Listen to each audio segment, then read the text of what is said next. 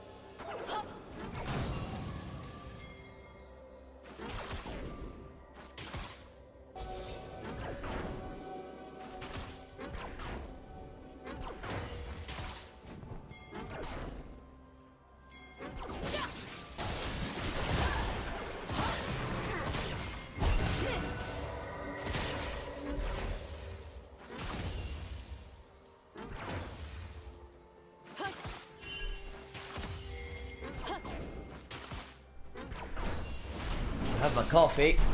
Nothing super scary seems to have occurred right now. Some wards put down. Flashes are all up, aside from Pays, who's just had his barrier popped, worth noting. Palkia down his heel. So JDG are the team with the shove on in right now. There is the EDG season win rate, or split win rate. Not the best win rate for Arns Corki, actually. But Palkia, very impressive.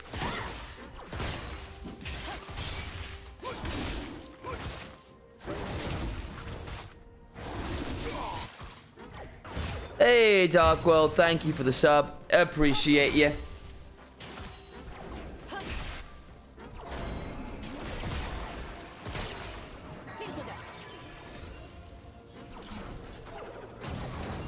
Perfect game for Ori. It is a pretty solid game in the team fights. Side lanes suck. Akali, Pantheon, Sion, Leona getting involved. Like, some combination of those champions would be very difficult to disengage from unless your shockwaves are absolutely perfect.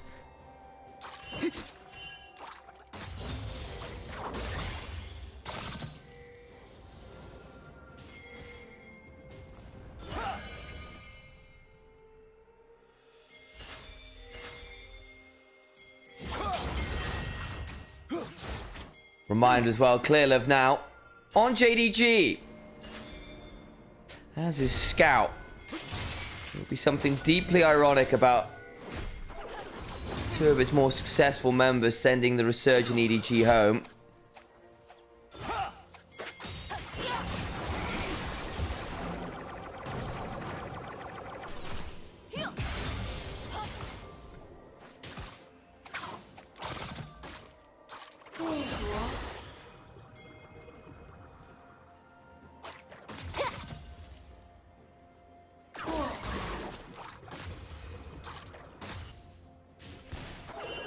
Lane swaps come on through early, as they often do after that first reset, actually. Doesn't really lead to all that much. Pays has got himself the cult. Tier for Arns Corki.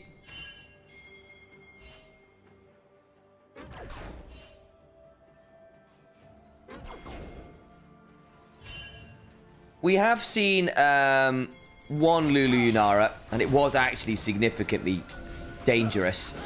I want to say it was BLG who did it, as George has gone on in. Ends up across the Valkyrie, though, which was a bit scary. Turning around now as Pays has managed to increase his cultivation level enough to allow for a flash forward from Shun. And the shield vault secures the kill onto Palkia.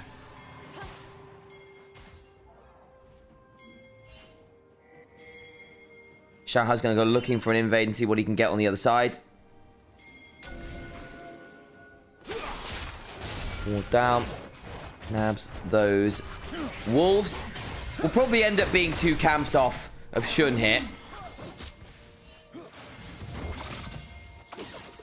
Leona if she's smart on the reset here, is going through mid. Yeah, wise from Xiaohao to leave. Gromp as well would have been a bit much. Especially once you saw Shun on the ward.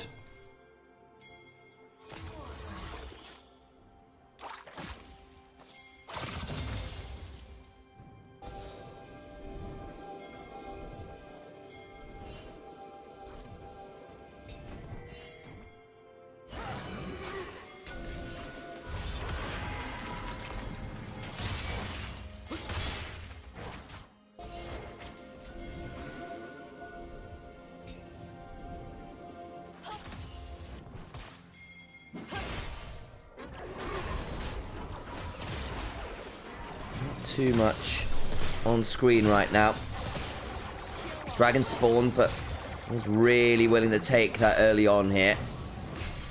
Rubs, minute and a half, probably will end up being our first big engagement of the game, if the teams are willing to do it. At times, both of these organizations have been the very best in the LPL. For EDG, the downfall has been pretty meteoric. JDG still a mid-table team, at least. EDG went from one of the absolute best, literal world champions in 2021. I think it was 2022. Actually, have to think about that one. It was 2021. There we go. I was right. I just second-guessed myself. Thank you very much. Scout is best. Should know that.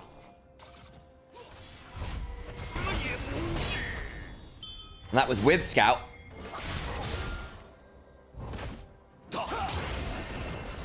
'22 is DRX. Right you are. And we had our back-to-back T1s. And now we're in the year of our Lord 2025.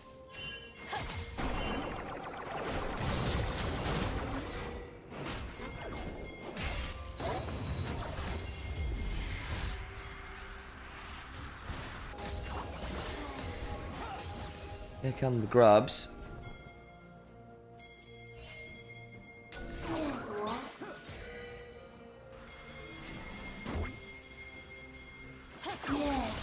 Shockwave on the jaw. Angel gets a bit of a chunk down. Jaw just ghosts away. Grubs were started, but they pull off. I don't know, with Angel being down that shockwave, though, there might be some license, actually, for JDG to think about this. It's a big tool to use to only vaguely chunk out Jaw. Turn around with a solar flare. Flag and drag. Jaw is the front liner for now. Will likely go down, but goes in with the Zenith Blade. In comes the Scion, forcing the flash down to Palkia. Flash over for the Roar of the Slayer to the decimating smash. Won't get the knocker. Good damage back with the Comet Spear. Kill on the Jaw. The health bar's not particularly healthy for EDG. Ill bars. Public execution, that's onto Scion. In comes the hook after. Good turn. Xiaoshu now in danger, but Grand Starfall coming back around. EDC been left out alone, tries to flash away. Draco stepping. Scout with a wonderful bit of execution. Xiao needs to back away. Does go down though to the Comet Spear. A decimating smash. And the team fight's all going very wrong for Edward, who are not doing very much gaming right now.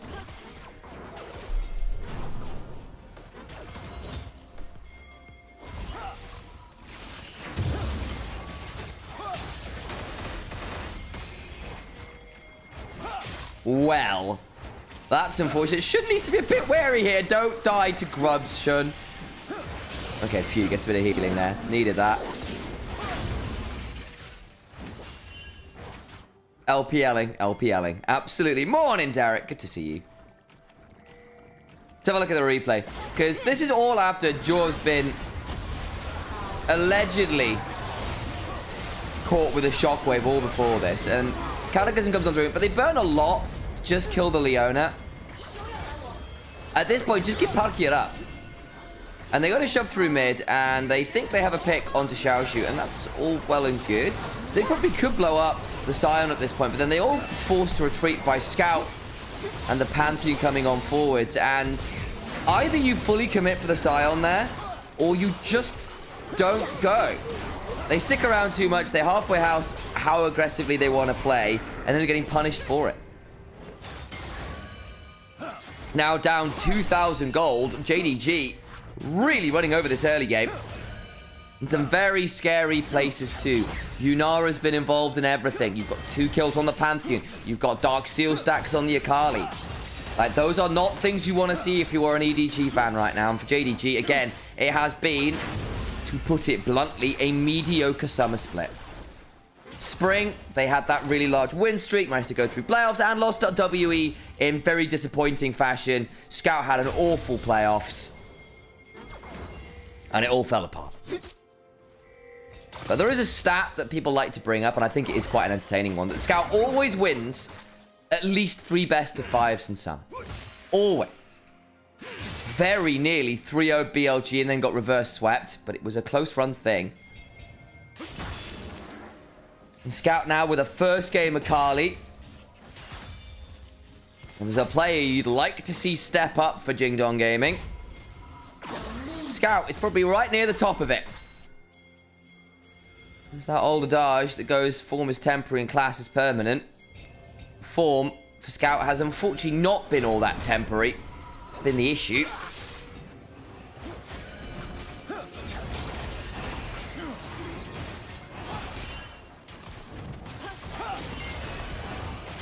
But playoffs are here. Worlds is on the line. JDG right now. After a flying start in game 1. Roar of the Slayer to interrupt that one. Rah!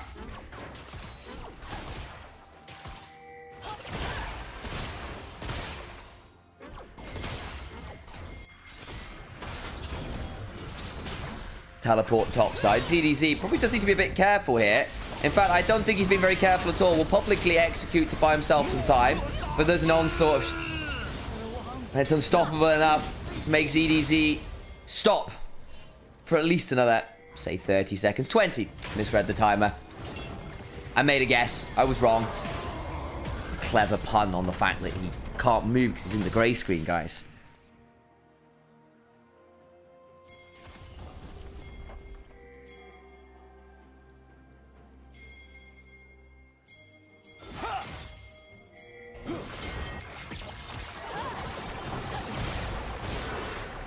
Out comes Palkia with the ghosts. JDG have got both sets of early objectives, by the by. With the kills and the 2 early objectives towards feats of strength. Need 1 more to secure those upgraded boots.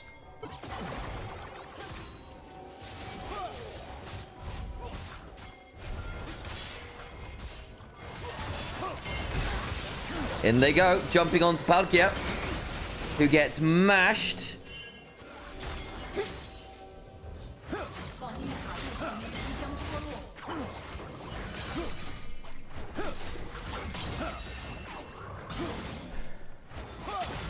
Romp goes as well. I mean, EDG, we needed them to have... Okay, we saw this a little bit against IG2, where they just need to be able to play in the early game. They were kind of bleeding out gold leads early there as well.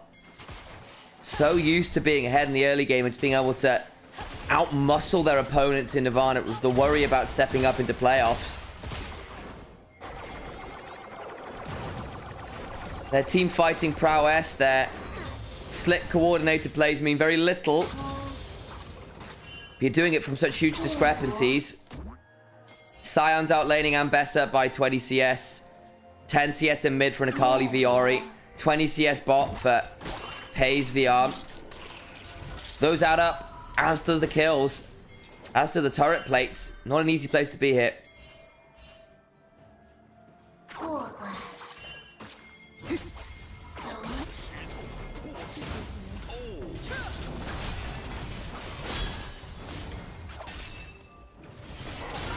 At the very least, EDG now have their first items. It will be the Roa build on the Ori into the Seraph. We're seeing a lot of this in the LPL.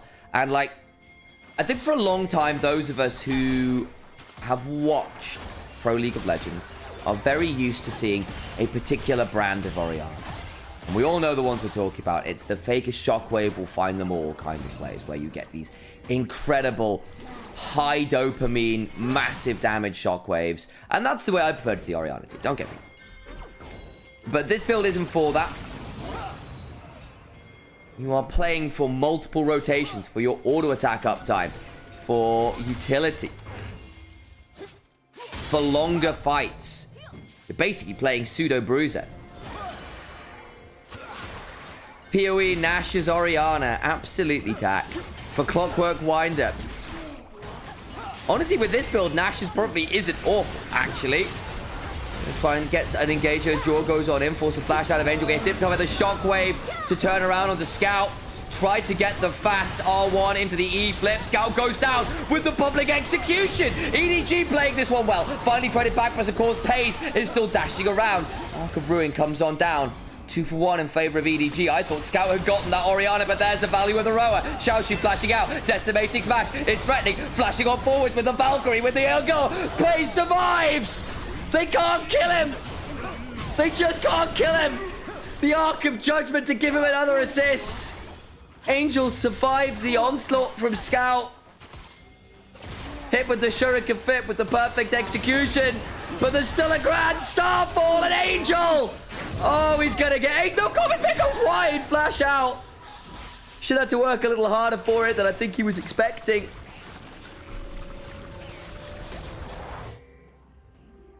But the work's done. Scout had a glorious Shuriken Flip combo onto Angel. I thought that was going to be more than enough to take the Ori out of the game. Because Angel is the one hit by the Zenith Blade. R1, E. But then has to flash R2 out, but there's a depth charge coming. And ZDZ gets a nice lineup for the public execution to show Akali how the ult should really be named. But it doesn't really lead in the end to the win that EDG needed. We're back to live. Shahal has picked up the Herald. The problem is they're now trapped in their own jungle, and this time there is no kill onto Scout. Pays gets one, Scouts get the other. Herald secured at the cost of 2.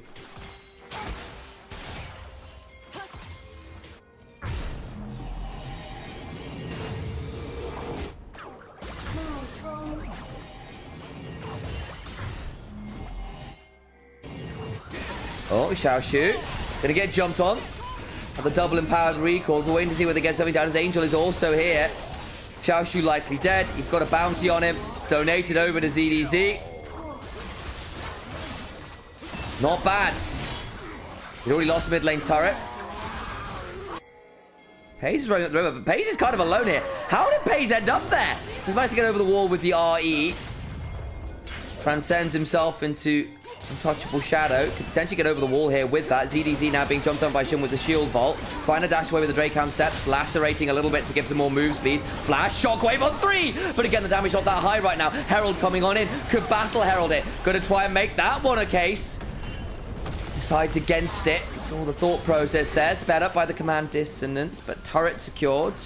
ZDZ survives. And EDG get a little bit on the board.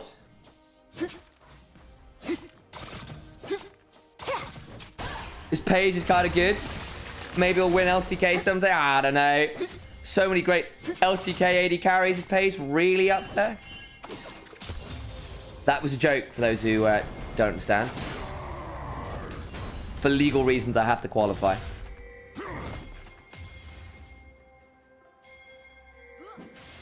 Oh my days, Pays is so fed. 2,000 gold ahead of anyone else on his team. 2.5 ahead of anyone on EDG.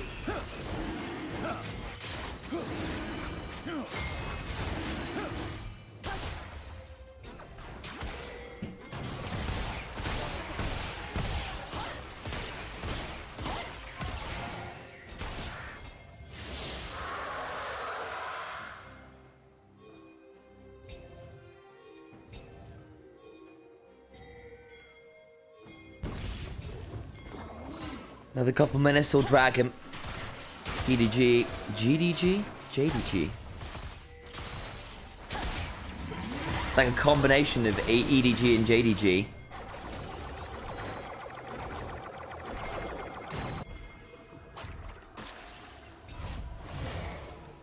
Vasu with 46 months. 46, but it wasn't enough, is what they said. How was that?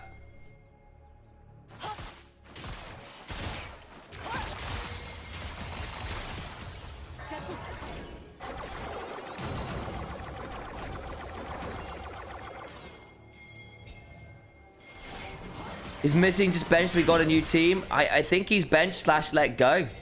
He's just not on the team anymore.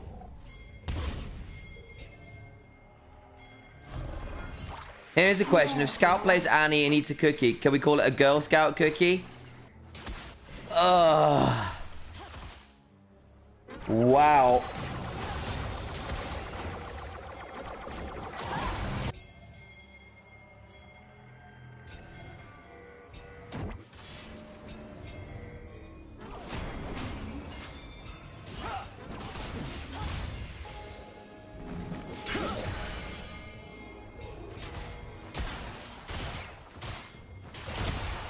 JDG makes me angry. They do that sometimes, don't they? Arc of Judgment. Speed up the camo step. Top lane turret under siege. Angel has got Seraphs and a fair amount of HP now from the rower, so double mana scalings. Atakan being started. JDG will be the ones to aggress onto the neutral objective. EDG in position to potentially contest. There was a while where they can come back in. This might be it. Scout not spotted. The far side alteration might just have done it. Unstoppable onslaught to split off Arn, who needs to Valkyrie away. Palkia now in danger. Rooted up though. Takes quite a lot of damage. Has a lot of his resist shredded by the Atakan. It's down to 2000 HP. Could end up being a bit of a flip. Solar Flare lands. 3k HP on the Atakan. EDG now in position. We're flipping. Xiaoshu's already down about half his HP. Gets himself a shield with the Roar of the Slayer of the Soul. Furnace taken by Xiaohao. He gets it.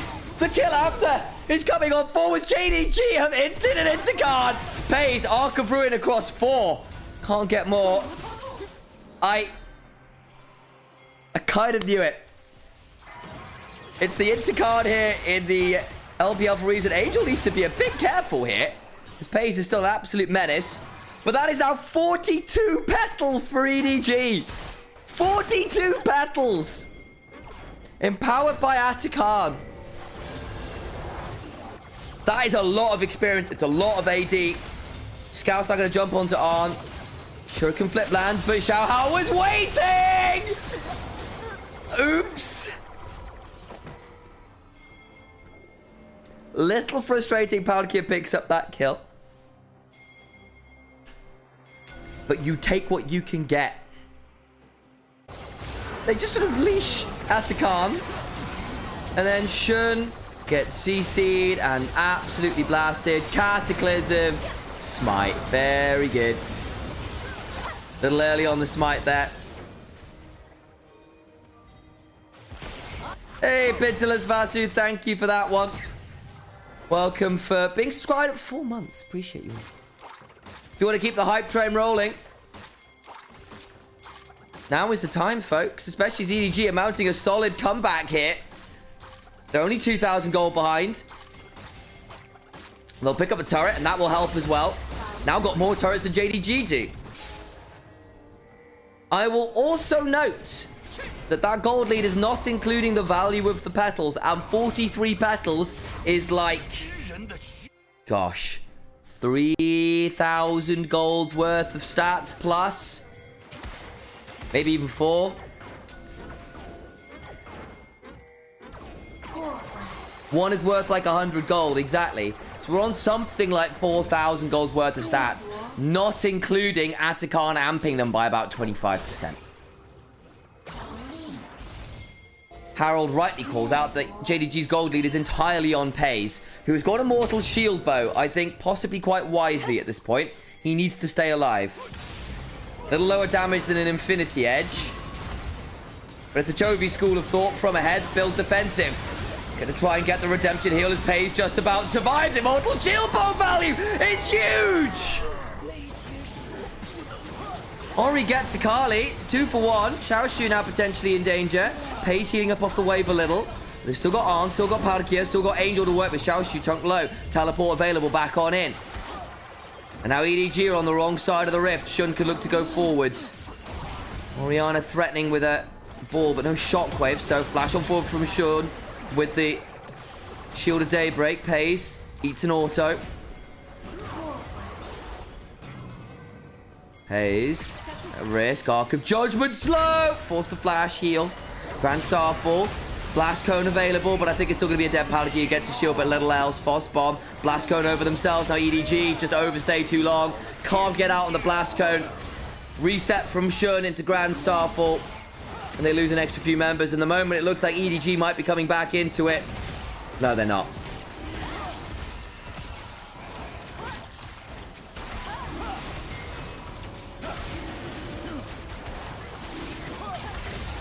Should have run after they lost 2. Yeah, probably. Got caught on the wrong side of the rift.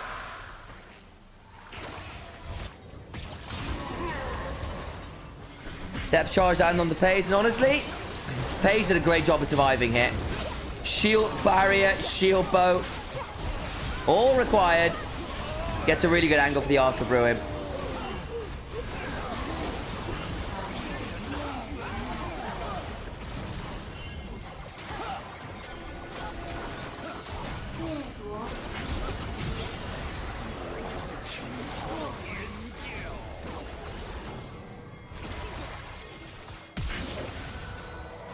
And that's that replay. Shun comes on in with the Grand Starfall. Can't get to the Blast Cone. And Mission Impossible is exactly that. Back to life we go. Baron's a possibility. Soul point for JDG. Stabilizing after the fumble around Atakan. Still. Solar Flare buffered through well. TP behind. They know it's coming now. Decimating Smash. Public Execution is forcing Scout to flash away from it. Does though. Hook onto Jewel. Tanking up with the Eclipse, but not for long. Oh my days, EDC beginning to hurt now. He's got a Death Dance himself now. Paige trapped in the pit here. Will need to Untargetable Shadow over the wall. Shall shoot. Pull back. Off the Blast Cone, by the way. So now he's trapped here between every member of EDG. Shuriken Flip lands on the Shao Hao, but it's not going to be taken by Scout. Shao Shu flashes out to safety, but he's put back again with Parkia's Dredge Line. And they get the kill on the Scion. Paige trying to shove through mid. Needs to be a bit careful here. Got a flash. He's quick enough to retreat. He's fine.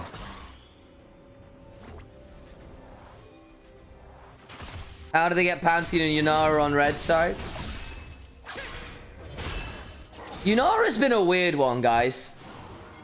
Mixed success of late. So the Pantheon in particular is pretty scary. And then not to get the Trundle into it.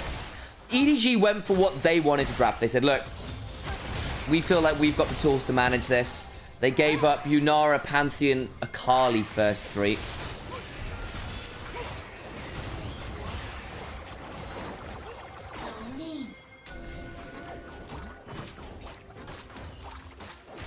I wonder if Shockwave should have been saved, not used on the TP.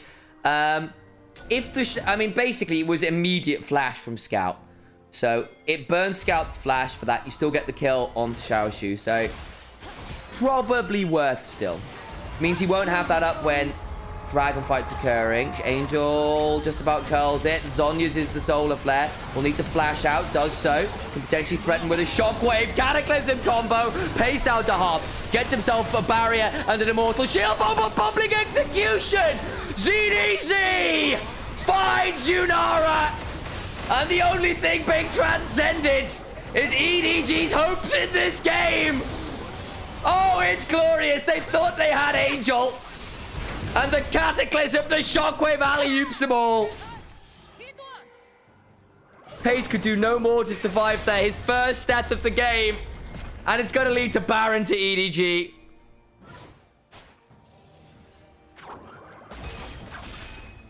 Oh, absolutely phenomenal. ZDZ, a player who was maligned as mid-table. That's the ult you're after. For Angel as well. For the longest time, he was truly elite in the LPL. Has been having to put in some hard work in some challenging teams. Zhonya's the Solar Flare.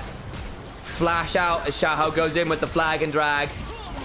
Cataclysm. Shockwave. There's another player who people thought was going to be great and then kind of had that period where it just wasn't working on EDG. He's right back up and raring to go again.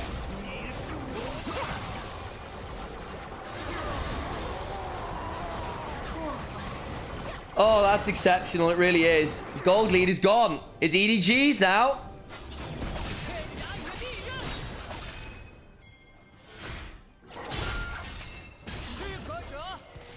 The thing is, I think any AD carry dies there.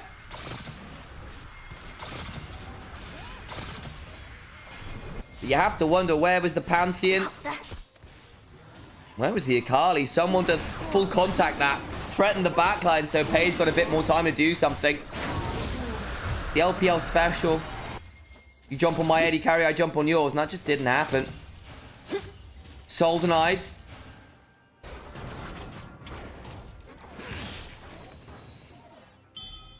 Baron secured.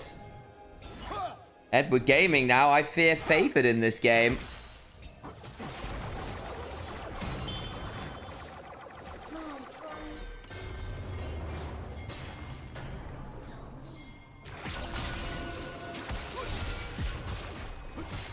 Who wins late game?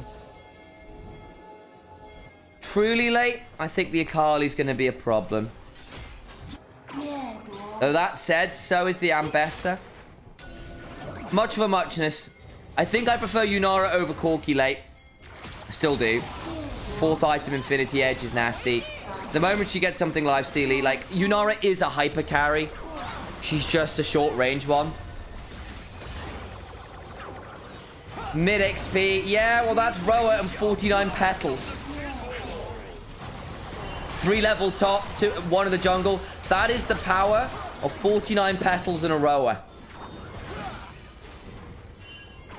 I don't even think Scouts played a particularly poor game.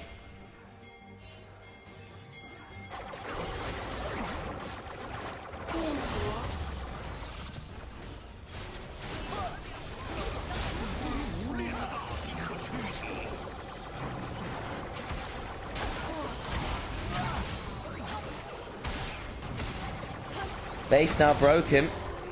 On stepping in.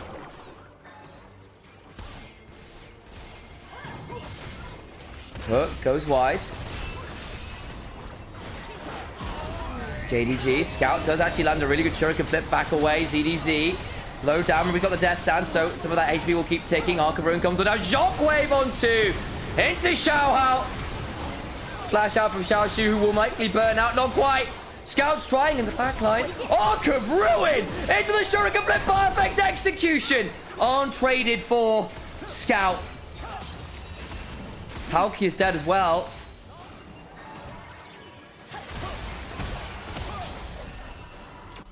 Two for 1. Holds the base. Keep your second inhibitor up. Worth it. Scout getting a Zhonya's. I think that's probably quite sensible.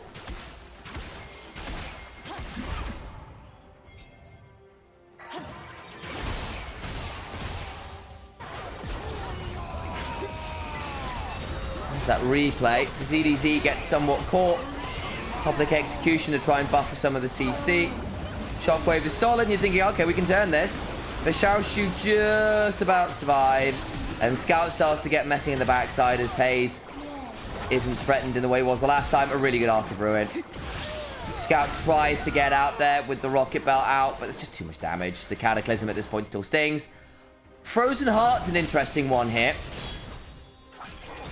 Cheap attack speed, slow onto Pays. Yeah, probably makes some sense. Probably makes some sense.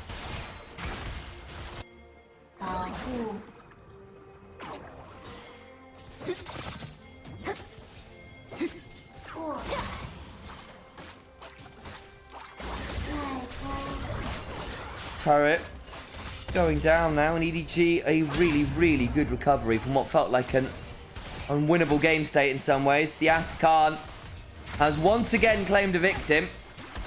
It was only a window.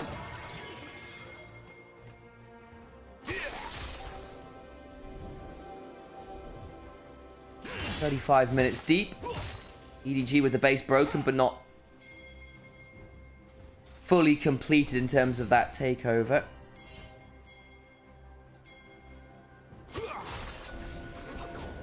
Third item, 4th item rather, done for Ambessa, who's 3k up now. This Orianna as well, with the Leandries build in as well, is going to be really stinging those extended fights. Full battle mage status.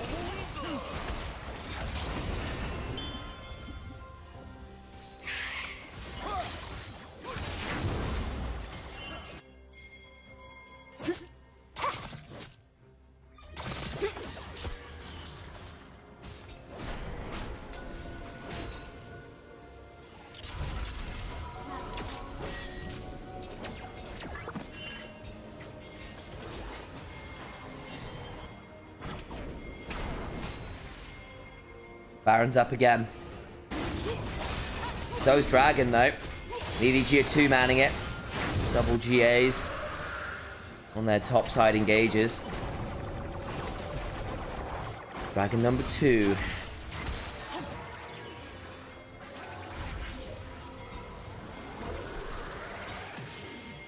EDG win in the late game. JDG already choking. Kind of feels a little bit like that, doesn't it? Hey, Amber, good to see you.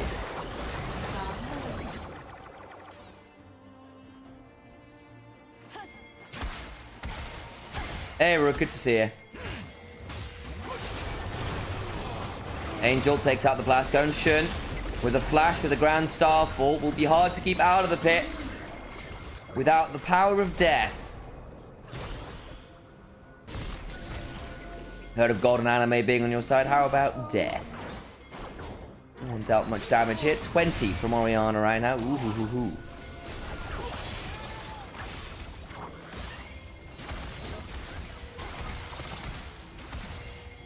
Shun trying to work his way around. Grand Starfall again, an angle. Baron started. ZDZ on a flank angle. Scout finds him. All the while, look at the minions. EDG can play a slower game. Xiaohao goes flanking a dragon forwards, gets jumped on. Armble Valkyrie in onto Shun, who gets the Aegis Assault down. ZDZ looking to get onto Scout and Xiaoxu. Flash away from Jaw. Palkia with the Ghost running, went looking for a dredge line. Flash from Shun, flash from Jaw. About all that's really lost there. Inhibitor now under siege as it's respawned. Back to Baron we go. Shun healing. Those camps. Red time to Xiaoxu. Jaw stepping on it. He's pretty damn tanky at this point. And again, standoff in the river. Decimating smash goes wide. Jumping onto the Scion, who's just not very tanky. To all of the onslaught of damage. Jaw goes down. Redemptions come flying. And they lose the Leona. Oh! We're Valkyrie to go and join Odin. Lost this out. Who picks him up? Perfect execution out. All the while on the other side. GA down. Xiaohao knocked up, flags and drags out, but a good engage from ZDZ. Shockwave on top of him. Helps get another as they bring down Nymaera. GA broken. Xiaoxu needs to be able to stand and fight. Will not be able to as Shun also dies. Xiaoxu is the latter part of his name. Footwear and leather. EDG march into the base. It's a scrappy fight. It's a messy one. Arn sells his life for it. But with only Scout remaining and a depth charge to the head, Scout can do nothing truly to hold on to the remaining Nexus turret. A standard of Demacia will plunge through his skull. And EDG mount the comeback to win game 1. Mid-game, get the Kai'Sa rolling for Pays. Sorry, not for Pace, for Arn. Life is fine. If not, that Annie Kiana could really cause some trouble. Let's listen to those Gyos.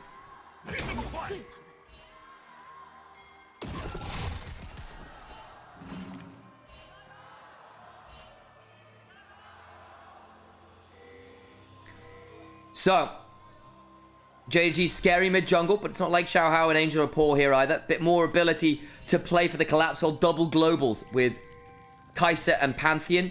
Not Pantheon, Talia. Once those first items of level 6s come on through, you really want to make use of the Shinzao, of the Renekton, of your collapse timings.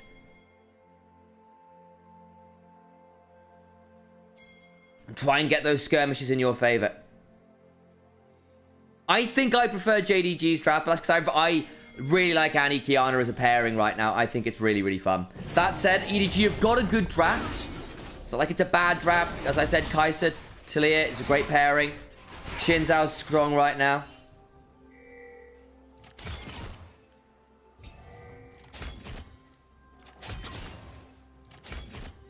There are no bad Zed and Kianas. I saw Kanavi's first Zed game. It was appalling. That was Kanavi playing it. It was atrocious. He hinted his face off.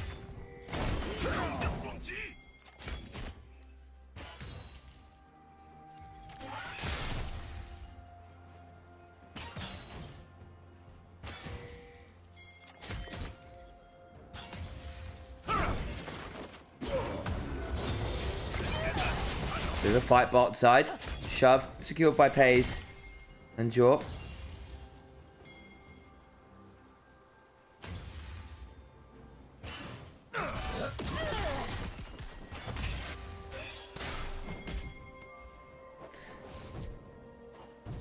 Scout. Just trading out with Angel a little bit there. Not too much to be seen, honestly. Xiaohao maybe looking topside though. Is it a Scuttle Crab invade? Ah! Invade into the jungle instead is the idea. Okay. Oh boy, now this gets interesting. I'll try and maybe think about that one. Just thinks it's a bit too risky in the end. Fair enough.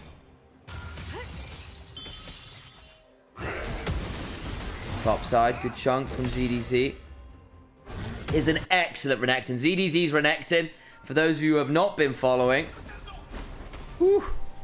Not that Xiaoshu's Renekton's been bad either. In fact, Xiaoshu has been JDG's best player this split. Good combo on the ZDZ. And arguably, Xiaoshu's the best Renekton in the league right now. Which is kind of wild to think about. But there you are.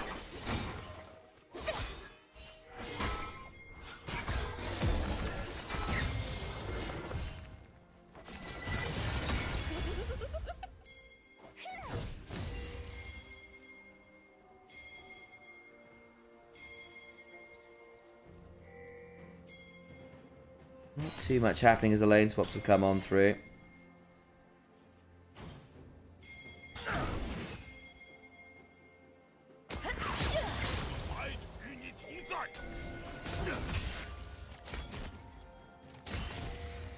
Very quiet for a moment or two here as we set ourselves up for potential scuffle over Dragon. Actually, Palkia finds a headbutt Pulve. Tay's going to step on forwards himself. Passive is beginning to get propped courtesy of Braum though. That makes things a bit more interesting. Heal popped on both sides, but it's just a tete-a-tete. Meeting of the swords, but no real additional work until Palkia flash for the Pulverize. Back out from Duo. They do get the kill regardless, so Xiaohao's in the background. Well played, EDG.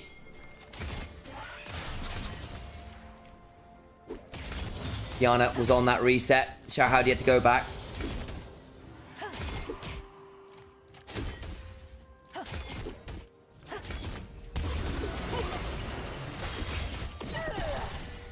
On.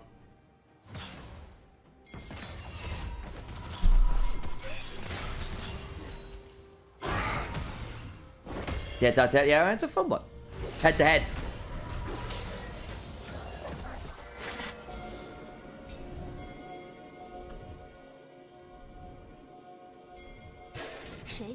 Shun. Now looking mid. This is the combo you need to be afraid of. Angel's gonna have to flash really well here. In we go. Flash. Oh, Scout. Okay, well, doesn't find it. Flash. See, Tak has the accents ready to go.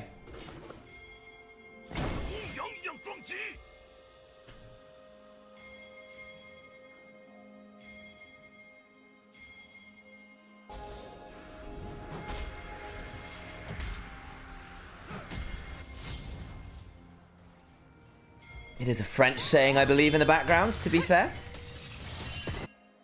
French. Obligated to say something mean as a British person. One of my favorite, oh god. Take out the armrest.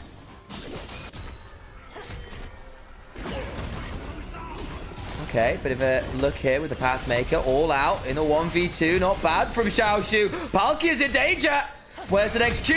Flash on forwards. Now Art's in danger as well. Q3 just wide. Overcomes Xiaohao. Looking for some more work. Needs to get a Pathmaker off. Can't quite do it. Kiana's around though. So is Scout. So is Jor. Weaver's Wall coming. Evening things up. Teleports flying from everywhere. Palkia respawns. Stumped from Scout on 2. Oh my days, the collapse from EDG comes from nowhere. God bless Spellbook, guys.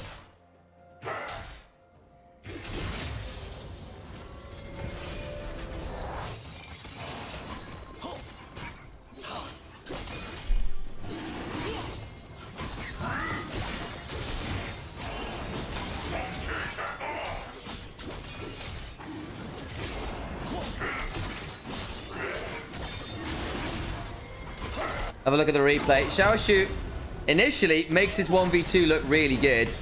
Can't quite get on at the end of there. If he lands his Q3, watch a little bit later on when he gets closer. If he lands that Q3, I think things get a lot more interesting. Can't quite do it. Otherwise, I think that world could have been a little different there.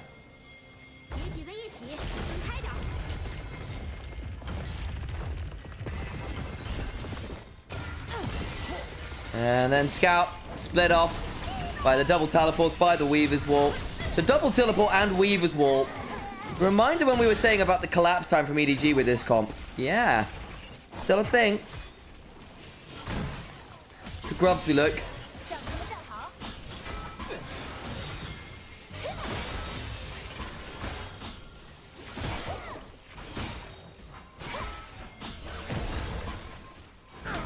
Palkia over this wall here.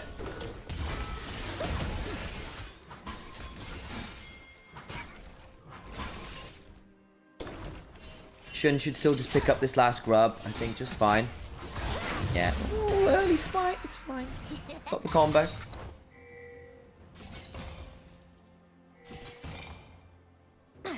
When's our next dragon? 3.5 minutes. Okay, bit of downtime here. People want to blow ults to make plays around turrets. That's probably what you might see a little of.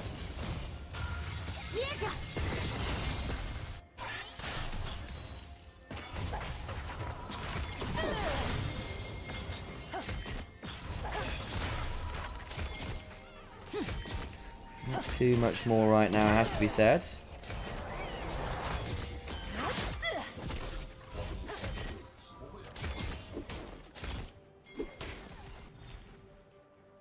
And the game slows down again just a little bit. A touch. A drop.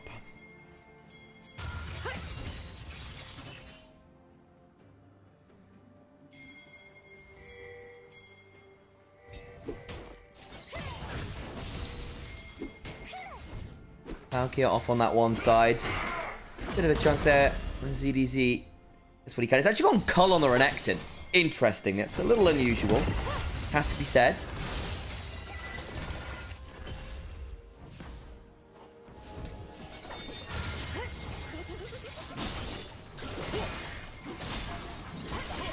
Xiao getting a little invade there onto the Raptors.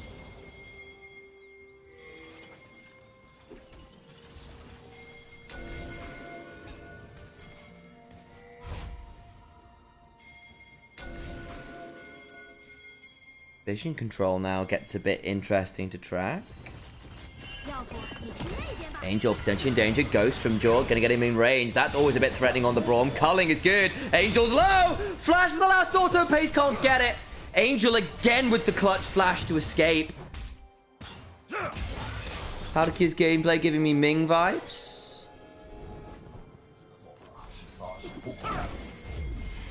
Hyper opportunistic pick player. I can see it.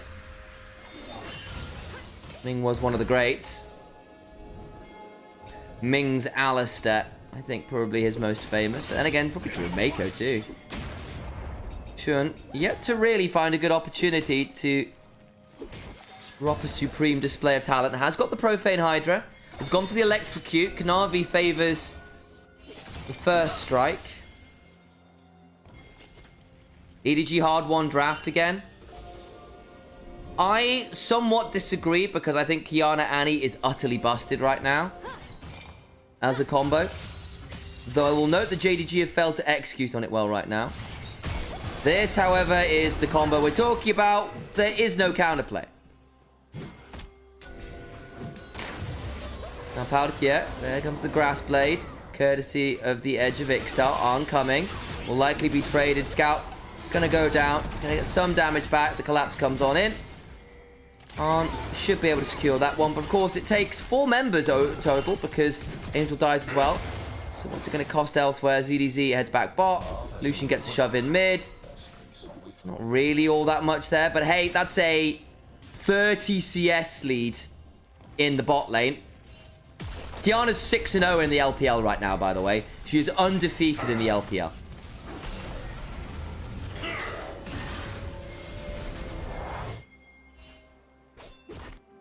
Nice ulti, Angel just dominating the role. Angel's been really good. He's been really good for a while, honestly. I mean, for years. I mean, like, even on bad teams, he's been the shining light. And I think for this EDG roster now, the rest of the year was looking so sucky. I think he's been trying really, really hard. 0-1 in the LEC. Well, that, I suspect, might be a bit different. I might pick her up, to be honest. I do love Qiyana. I think she's really fun as a concept.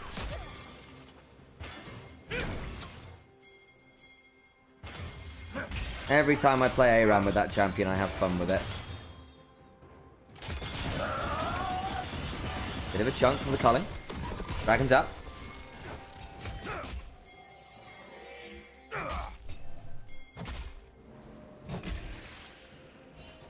Skill issue. Precisely. Xiao Hao has to be really careful face checking here, because otherwise shouldn't willful combo them. Second Grass Blade, Terror Shape into Elemental Wrath.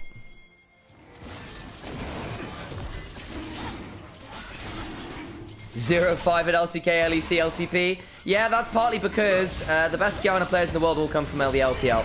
That's why. Void Seeker comes on forwards. Glacial Fissure. Great headbutt. Pulverize. And Pays is dead. It's a kill over to Arn. Xiaoxu needs to flash. And Arn, what an excellent fight from him.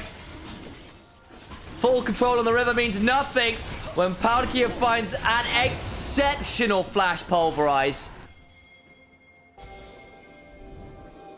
Jaw had healed, didn't really get to use it. The Glacial Fissure wasn't enough to deny that one. Let's have a look at that replay in a second or two, because I really want you to watch Palkia's angle here, because he gets absolutely everyone you could ask for. And despite having command of the river, despite being able to threaten with Glacial Fissure and Annie full stun and Supreme Display of Talent, it should have been impossible to get through here. They're on vision the entire time. They haven't swept wards properly. And it's just so good from Palkia. Oh, flash 3-man pulls.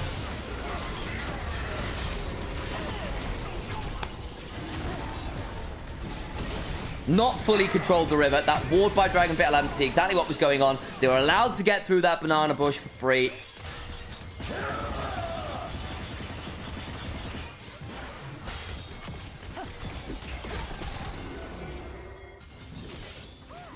And now it's a second dragon, and EDG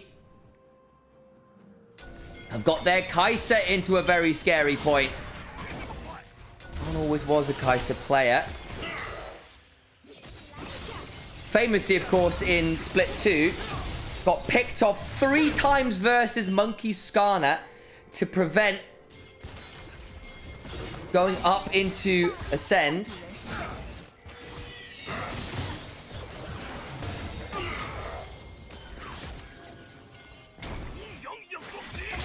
And this Xin Zhao getting some early gold, really important for Xiao Hao. Means he's staying even with the Qiyana, who with her farm speed can just steamroll ahead. Can JDG win? Yeah, they can. But these early skirmishes are not about comp at the minute. They are about objective setups, and those have been problematic here a couple of times in a row. And that's a problem. EDG with their comp Wanted to make sure they can play through this kind of 10 to 20 minute mark with the ability to collapse with more members, the ability to abuse level spikes rather than pure item spikes, and set up the Kai'Sa for success afterwards. It's done really, really well.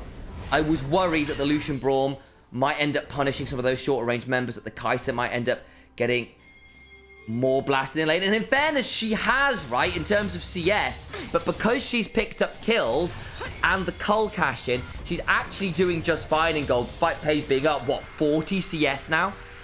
Double TP. They're trying to return the favor. No way Kai'Sa's going to get to join. There's nothing on the top side of the map to collapse on. Supreme display of talent. Kill for Xiaoshu. Redemption onto Paige keeps him healthy. Palki's going to keep looking. Culling will clear out the wave and chunk out arm, but the redemption keeps him back healthy.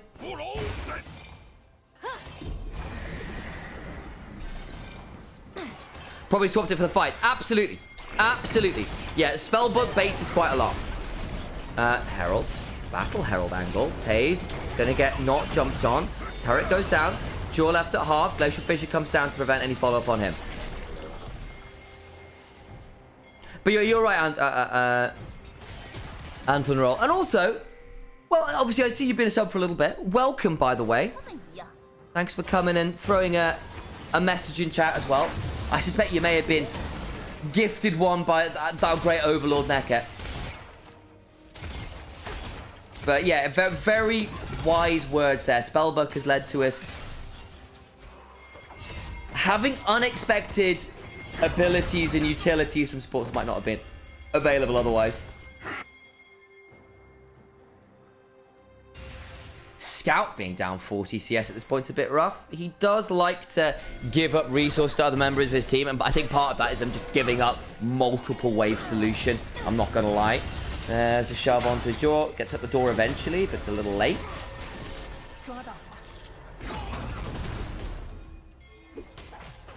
Replay showed Jaw had heal, so he's actually sold Pays there for replays if he believes. Yeah. Maybe.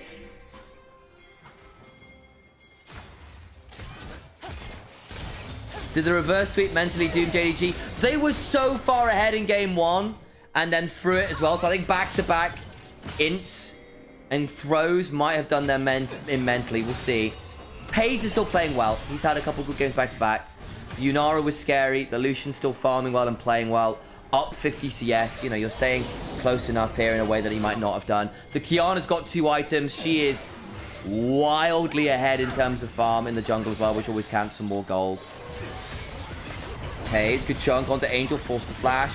Credit to Angel actually surviving a lot of attempts on his life. The problem is all the while ZDZ is going to get this tier 2. They get over the wall though, should be able to pick up this turret.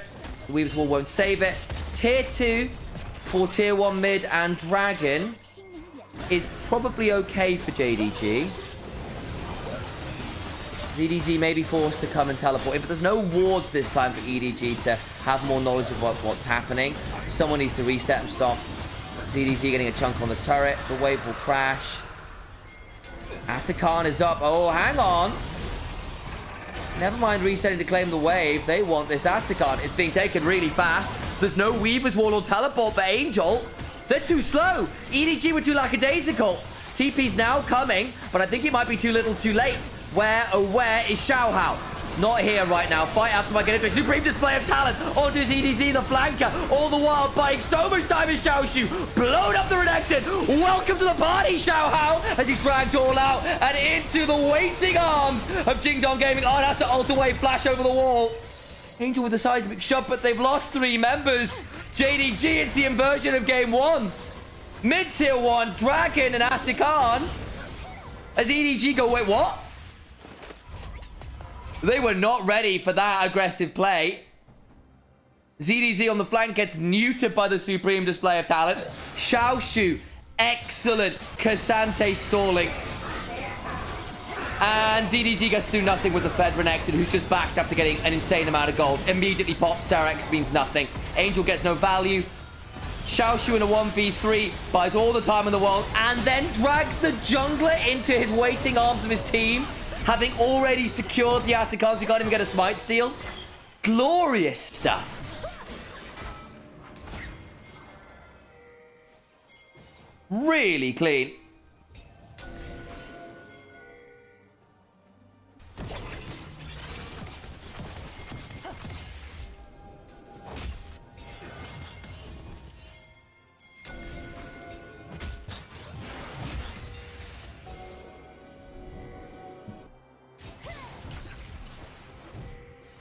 Reverse flower count from last game. Yup. JDG are now the ones with 38 flowers to 5. Ooh, baby.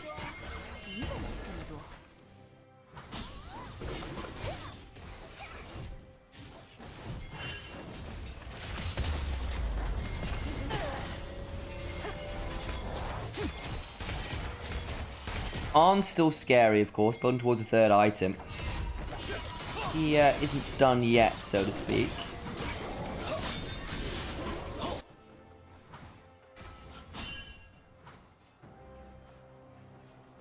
Couple minutes till dragon. Pays. Alright.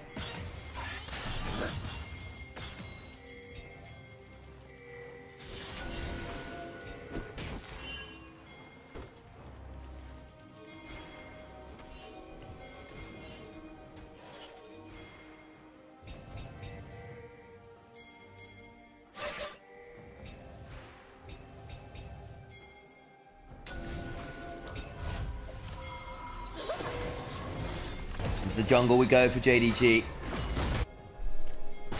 Now we're looking mid as well, having collapsed on in. Teleports come flying. Now EDG are in this position where their composition is short range. On the whole, earlier spiking. Now Lucian's a bit of a fly in the ointment compared to that, but at this point the Qiyana is a problem. A real problem. Sante as well. Very, very challenging.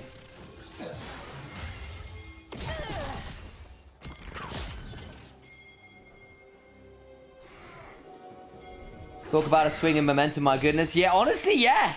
A couple games in a row we've had, well, game 1 and game 3's had that, really. Nearly at Nash's for Arn. That might help a little bit. Ooh, Palkia, it's going to be all right. It'll be all right.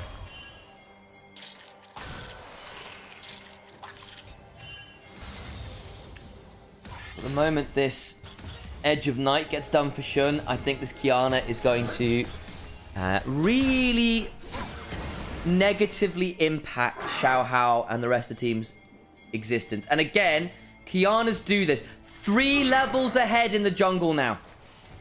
That is a win condition in and of itself. That is the highest level in the game from the jungle.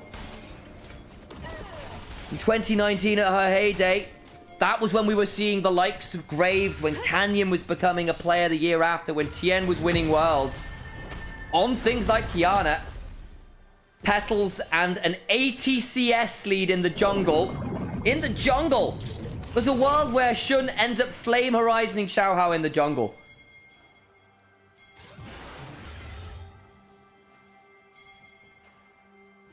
Still believe in the JDG throw machine. You know what? I'd love to disagree with you, but they've done it before. So, you know, that's not even that wrong. You're only a few hundred gold ahead. To be fair. There's that Edge of Night. Dragon started. Void Seeker. It's on to Xiaoshu. TP behind. Weaver's Wall. Xiaoshu going to be left at the front line. Cullen comes on through. Palkia is the one who ends up tanking a lot of it. Down to 2,000 HP. It's won by Xiaohao. Very early smite. Xiaoshu goes all out. Will likely die here. Flashing away. ZD's into the back line. Shun tries to get all out. It's a good supreme display of talent, but dies regardless. ZDZ with a much better flank angle. Unspotted this time. Butts a bit deep from Xiaohao. He goes down. Pei's looking to dash forward. He's got license to do some work as EDG are half HP. Lose vision. Control wall comes down. Flash for the disintegrate. Piercing light. Vigilance from Pei's. A triple kill for the AD carry. Everyone deserves a second shot. How about a full cartridge? Glorious, glorious cleanup from Pei's.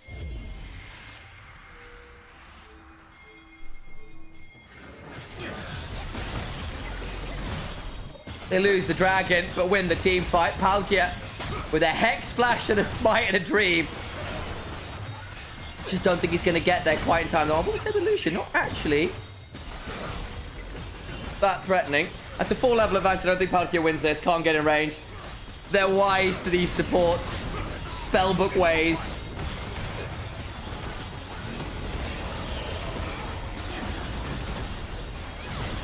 JDG claim the Baron. Not the Dragon. So point was secured by EDG. Hopefully we'll get a replay here. Starts with a very early smite from Shun in a second or two.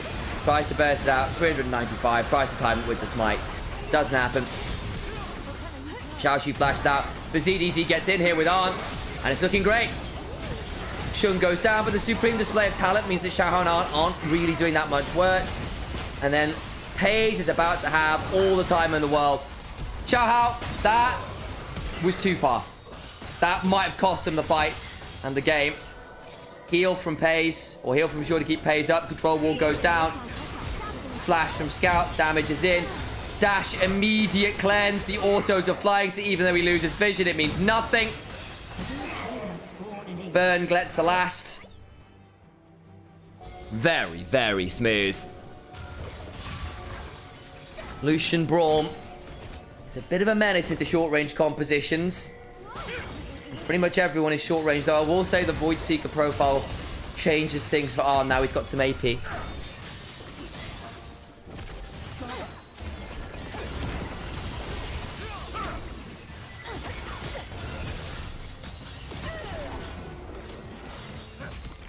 Oh. Sometimes believing really, really hard pays out. Wow. Wow. That's incredibly poor. Thanks for the reset, Mika, by the way.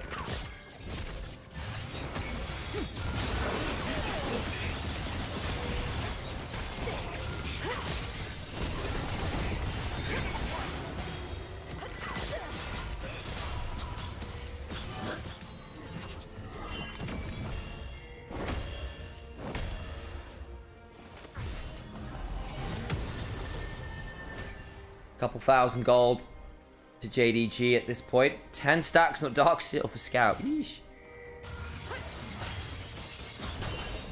Official Flame Horizon for Shun is 10 CS off for those who are tracking. 90 CS lead right now, also.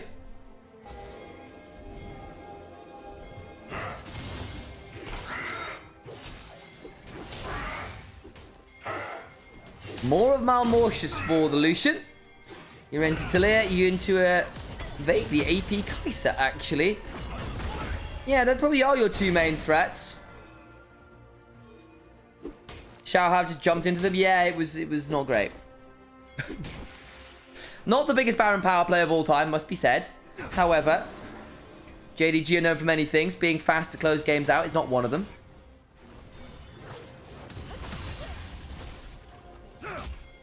I think ZDZ played that one pretty well.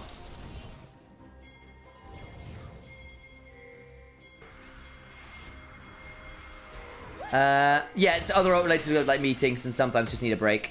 Yeah, we try to be on every day we can. But because it's just two of us, it's every day of the week. Sometimes it's a bit much, is the honest answer. Al, for example, is at an LEC meeting today because they're prepping for games on the weekend.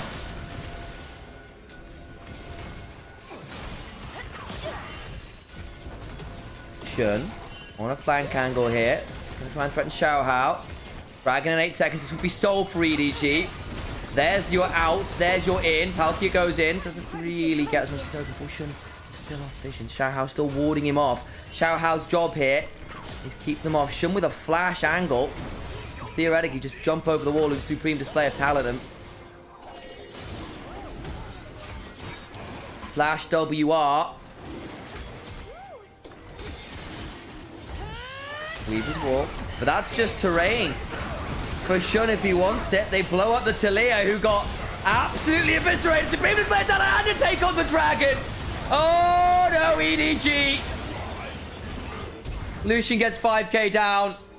Nearly 6 in the team fight. Xiaohao needs to run to safety. Lose the dragon, lose the team fight. And EDG's one silver lining quickly tarnishes.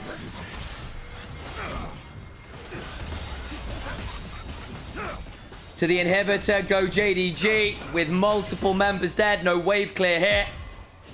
Jingdong Gaming will be surely cleaning up game number 2 to even out the series. Palkia goes on forwards and pays just relentless pursuits away before looking for a little bit more. Looking to put another few shots into the head of Xiaohao. Accounts open for Jingdong. The fumbles of game 1 turned around here in game 2. Atakana difference maker once more. Pays a difference maker. And they bring us to an even state of affairs. Decent from Angel here. Actually, wait. I'm doing my spiel and Pays just dies. They can't end it. Oh dear. I don't know how much it changes, but the game stays on. Huh. Pays may have got a little deep there. That one will suck. If they lose this game, you know where it happened, folks.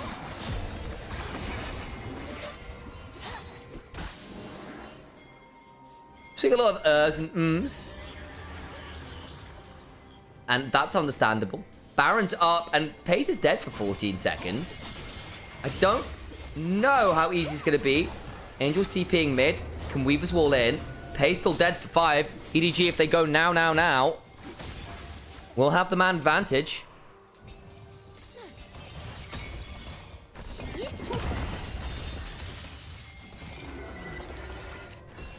Medjai just got completed by Scout. Firm fan of reading. By the book, folks.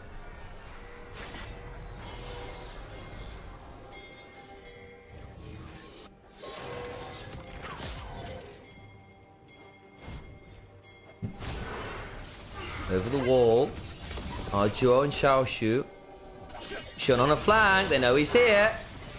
Elemental Wrath. In the form of a Grass Blade comes along. Edge of Night blocks the Void Seeker. 4 items for Kai'Sa.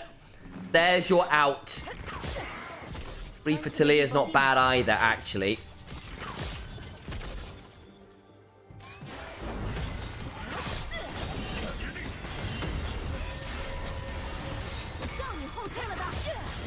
You do have Talia. You do have... Shun needs to be really careful, because that could happen. In comes on with the Killer Instinct. Half of Shun's HP bar goes down. Now looking forward to the Pathmaker with Xiaoshu. Looking for a pullback. Gets exhausted. Weaver's Wall denies too much of an engage.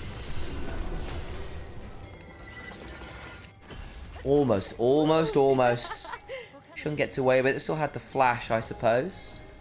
Back to Baron we go. Weaver's Wall. Killer Instincts. Unbreakable Will down, and I think with those big ultimates out, whereas JDG holding on to theirs, it'll be Baron for Jingdong. Thought they had their window, but Shun doesn't fall.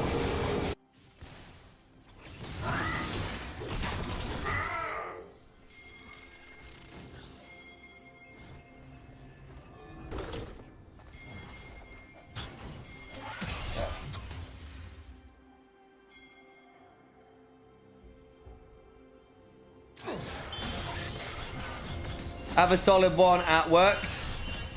See you around Scout Best. Hopefully we'll see you on mobile. Sneak your headphones on.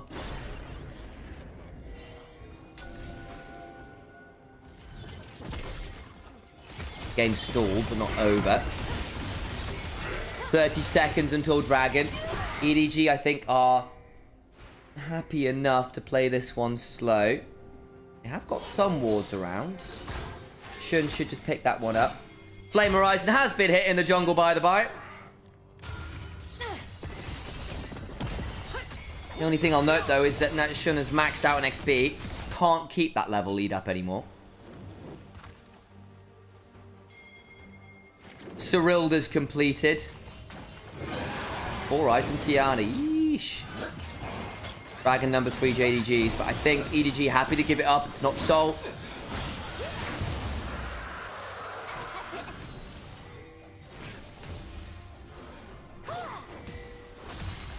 A little bit of time left on this Baron, 1.5 minutes. Going down.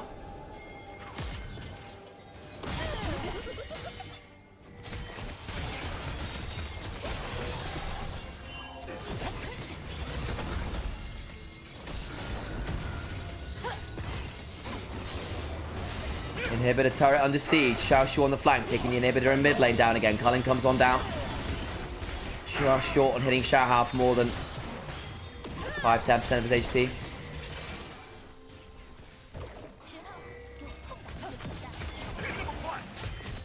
Inhibitor turret mid goes down.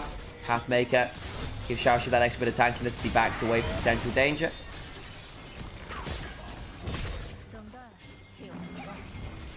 Inhibitor turret number 2 falls. Inhibitor after.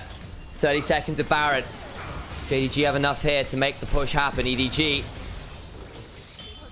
must mount the walls as Scout throws in an explosive. He's an Urukai Berserker this time around. They do lose the Annie. The Renekton is traded. Arn trying his best to get some damage down. Just about out of range of being hit with the Brawn passive.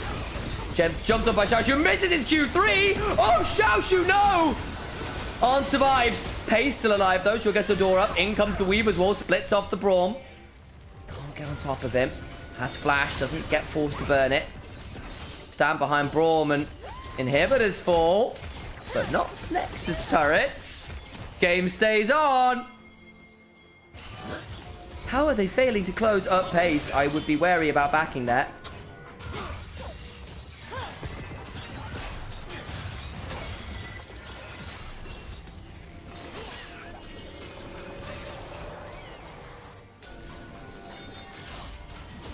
Scout had Zhonya's. I think he just had to immediately Zhonya's after that play. Or arm guard, at least.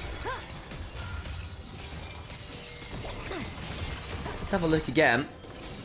Scout goes flashing. Doesn't get Angel. Doesn't get Angel, who's been really crisp with his flashes today, actually, against Scout. And credit to ZDZ for the immediate flash punish. Shun also flashed. Didn't really get as much with that Scream Space talent I think he was hoping for. Arn surviving. Xiaoshu not getting the Q3 means that Arn gets to keep firing. It's another kill for the Kai'Sa. Who's coaching JDG? Yep, it's Clear Love. 5th item for the Kai'Sa. Has a Zhonya's now. And a Void Staff.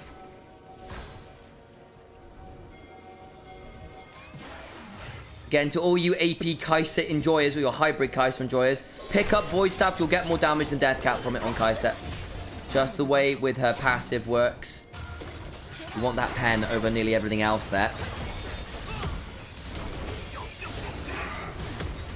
Back again we go. Scene of the crime.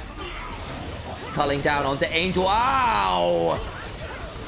He's chunked low. They jump forward onto Shun, who doesn't necessarily get that much value. Palkia low does go down. Cleaner so far from Jingdong Gaming. One Nexus turret remains. Malignant Burn. Cycling around ZDZ, who's popped the dominance. Bring up Void Seekers. Pays shielded by that Molten Shield. Arn needs to go heal. Defender's advantage. Weaver's Wall blocking off the minions. It's blocked by Jaw, though. Allowing an access for the minions on in. ZDZ no longer having that passive flash from Xiao Hao to get to the backside. It's about to go over the Crescent Guard, but on the backside with the Quickatian Raid. They get a hold of Kiana. Short amount of timeout. On gets another. Pacing to back away. Jumped on. Flashes back to the fountain. They can't get the kill. All out across the Nexus turrets. Angel low. Pays. Piercing lights. Brings down the Talia. And somehow, some way, it's a 3v3 around the Nexus turrets, and one still stands. JDG don't finish it yet again. 4th attempt. Finally, the next turret balls. They got on. All out. Trying to keep a hold of him. He dies. He can't erase the passive. Palkia is back. 2v2. Scout and Baze v Arn and Palkia. Tip is doing work. Headbutt Pulve on 2. Void Seeker down. Icathian must raid. But the Nexus is going down. Zhonya's piercing lights. Jingdong Gaming finally get the game over the line. In particular, onto the rift we go. Jayo's ring out for a second or two, shall we? 你的爱好就是装模作样，对不对？敌军还有30秒到达战场，碾碎他们。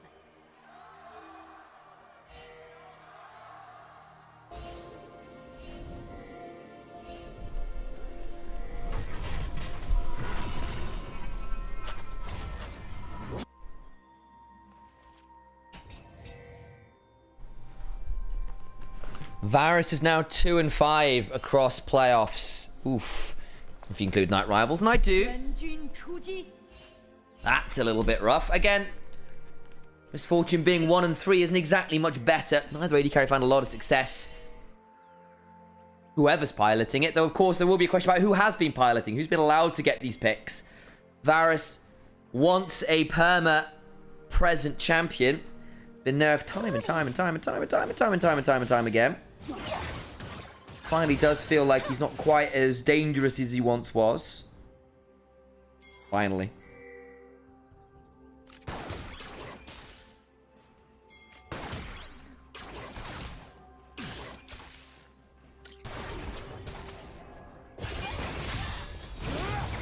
Ignite.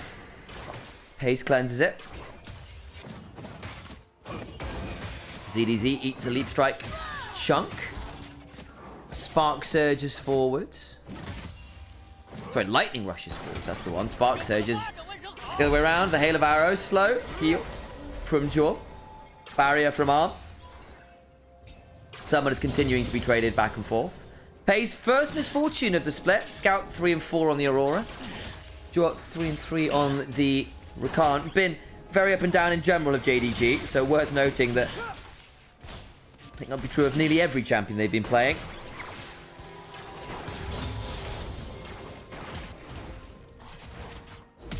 Ooh, flash. Shun, caught in the jungle. Will pat Shadow away.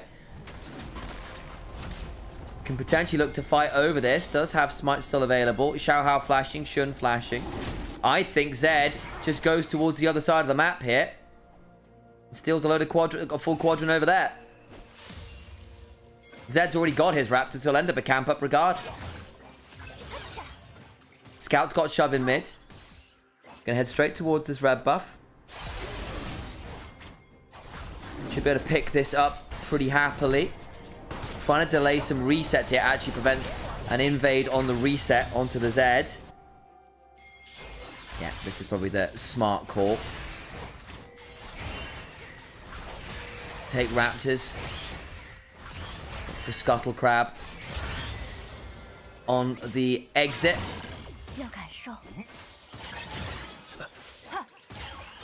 Does mean you don't double scuttle. Does mean you don't get the traditional double longsword back.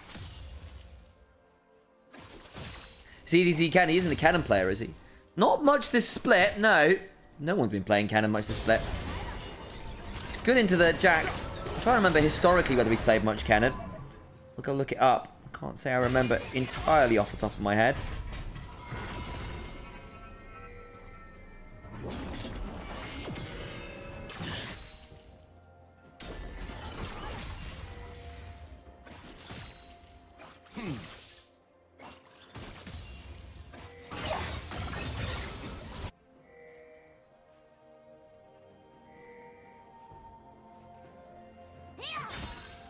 Still, quiet early game, but JDG just slightly pulling ahead in terms of laning in. Wonder whether that might be the case. So I am a little surprised to see it in the Jax v Kennen match so far. It's been well managed by Xiaoxu, who is building towards Merc Treads early. Smart. Is now in the lane swap. Going to get jumped on by Palkia. Counter strike will allow a bit of a trade. Leap strikes out. Doesn't end up taking too much meaningful damage, though down a cooldown or two. Chunk onto ZDZ, but he gets to lightning rush away.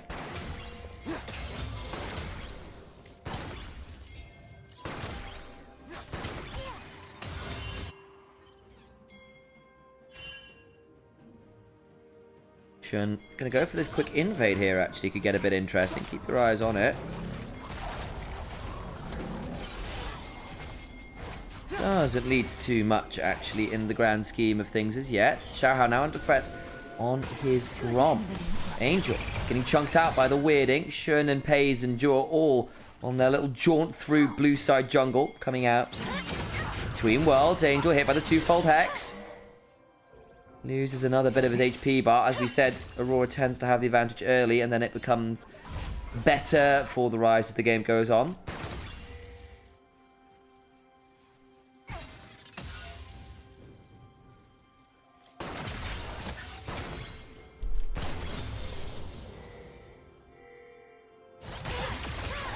Bit of chunk onto ZDZ. Auto. Double up. Knock up with the grand entrance.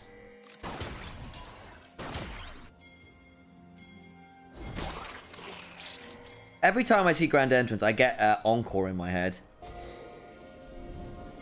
Grand opening, grand closing. Grand entrance, grand exit. Not too much of that.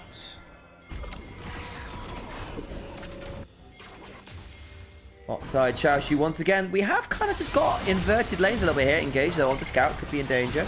Just get over the wall and does so. Has that ability to go across the veil. Can't go looking for the raptors he was interested in attempting to steal. Dragons up. Grubs in a minute and a half. Might see some lane swaps for that.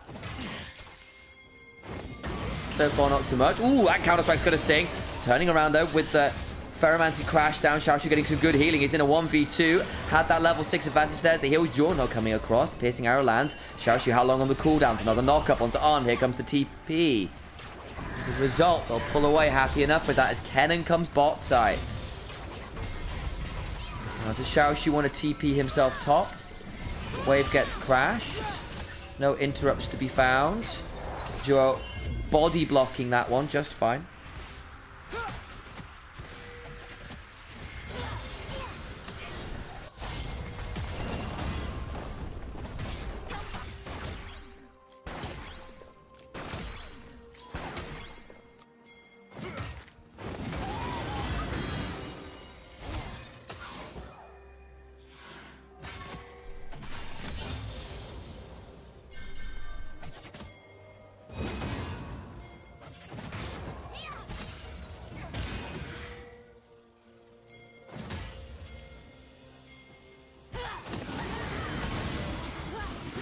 Bit of chunking there from Xiaoshu and ZDZ. Doesn't lead to all that much in the grand scheme of things, it has to be said. Well, Xiao has taken this opportunity to nab the grubs. Did have his bot lane go towards mid lane to match up against Pays. And Draw. Rise gets thrown down with a shove into the Aurora, who had that wave bounce back towards her.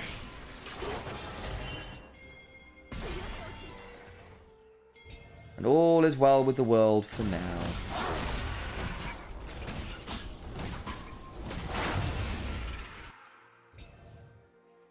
Gonna try and slide over the wall here, I think, and look for a red buff because he knows the grubs are going down. Top side. And now they see Xiao Hao. They know they've got this opportunity.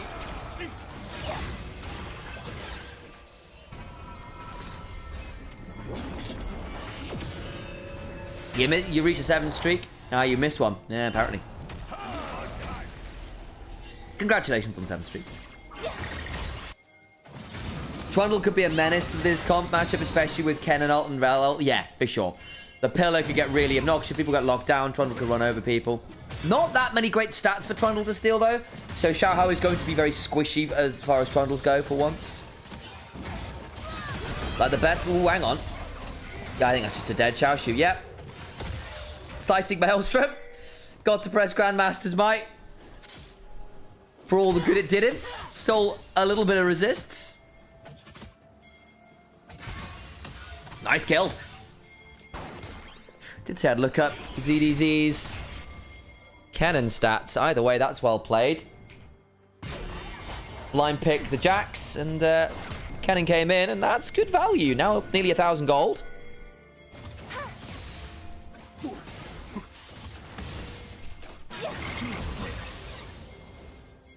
Potential dive here onto the Aurora, who's trying to reset out here.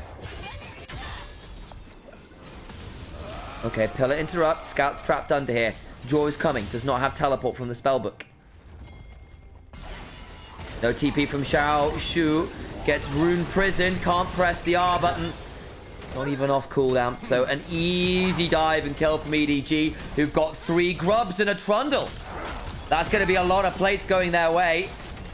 Jax dying that bot side as well means there's no real threat of the turret shoved down. Jaw goes low, throws down the quickness. Pillar comes out, shun around. Does have that ability to potentially look for an ult here. Living Shadow into the shurikens.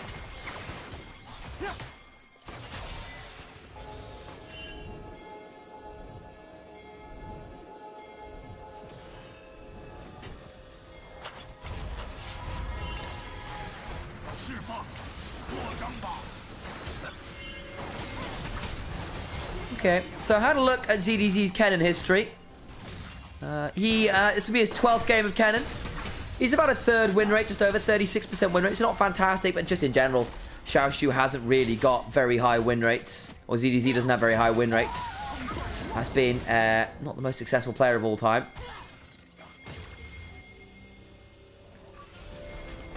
was on top for a bit. Bit of an engage there from Pays, who just gets to cleanse him back out. Hasn't played Kennen. Has he played Kennen this year? Hasn't played Kennen this year. Played one Kennen game in Season 14, which was a loss. For... who was he playing for back then? NIP, I want to say. It would have been NIP, I believe. Nabbing of the Scuttle Crab. Played a couple games back in Season 13 as well. On AL at that time. It has been more of a pocket pick than a regular for him. Dragon. EDGs to take right now. JDG not really finding their way into the river. Shuna's around, but won't get there in time.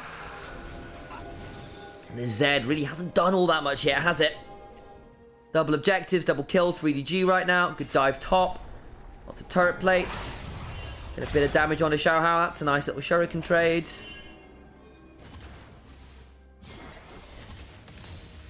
I do think JDG are going to want to pull the trigger with their first items. I do feel like they're going to run into a position where it's a bit trickier. They find Xiao Hao, Death Mark, into the grand entrance quickness. Oh, the triple shuriken just short. Death Mark not quite enough. Oh, the shurikens were just too far away. Now Angel, does he want to flash over? I think he does. Shadow away. Zhuo's going to get slowed down. Potentially back to Lentans out. On now in danger himself. Will have to flash over the wall. Pays in danger. Does have flash. Will burn it. ZDZ looking to come on in. Will lightning surge into the slicing maelstrom. And Pays dies. Way too deep onto the trundle. And the collapse goes wrong across the veil. But ZDZ continuing to hunt for more scout. No flash. And no hope here as the passive gets stuck.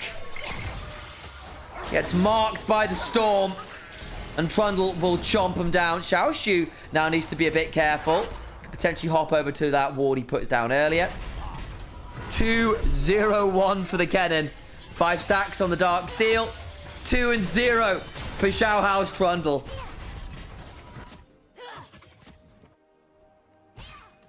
So, they know the Trundle's backing. They throw the Living Shadow down. Death Mark flash. Quickness grand entrance. Only one of the shurikens lands. Xiao Hao's just out of range of the other two. They don't have the damage. And then Angel goes, right, I'm having this. Flash over the wall. While Pays then tries to punish on the collapse. They can't quite get the last auto down. And ZDZ is teleporting. Which means that in the end, both Pays and Scout are penance for the play. Scout flashes, Palkia's Magnet Storm, but ZDZ still has the flash, still has the Lightning Surge. Lightning Rush. Sorry. Conflating Zeri abilities now. ZDZ with a great cannon right now. Very, very ahead. You got a Mikhail's, you got a Bloodthirster, you got a Cleanse. Pays won't be the easiest to take out.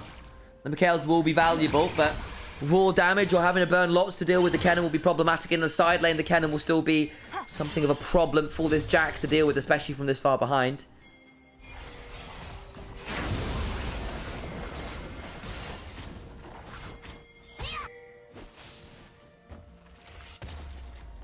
Gas lamping yourself, oh yeah.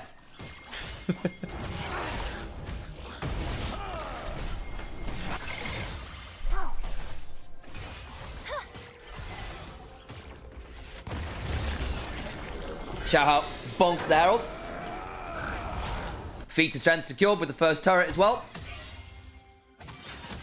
And all the kills. 4-0 right now. EDG. Just happily 2,000 gold ahead. Early objective has all been theirs. 1.5 minutes until second dragon. They've got grubs. They've got heralds. Life is feeling pretty easy right now. Scout goes across the veil, and Palkia was waiting with a bit of Ferromancy. Just about able to escape with the Between Worlds. But now he's down that ultimate, and this turret looks very juicy for Edward Gaming. You have got a Trundle.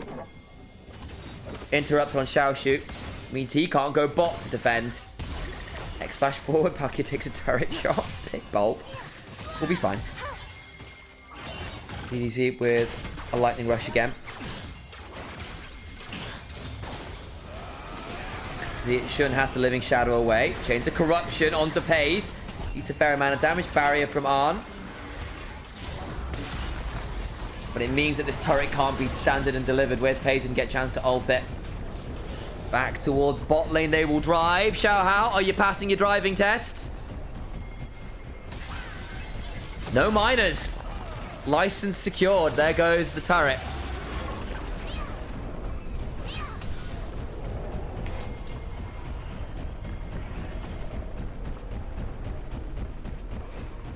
Alright, EDG. No fumbling around Atakan now, because this game's looking really good for you. Farming well. Involved in a lot of early objectives and kills. Yes, the Zeds are slightly ahead of the Trundle in terms of the farm. Kind of happens with Zeds. Dragons up. And JDG, you've got your 1 items. You need to do this now before second items are complete, or I think this game is going to be of EDG's mistakes rather than your good plays. Scout's got 8 seconds on his ult. JDG, we're going to make a move. It is now. Xiaoxu wants to take the turret and then come down if he can. Nah, Shun's leaving it. They're not playing it. They want to give up the second dragon. Decide it's not valuable enough. Fair enough, I suppose. Rather get the turret. They'd rather cross map. I wonder whether that might be one of their last few good opportunities to fight on something resembling even footing.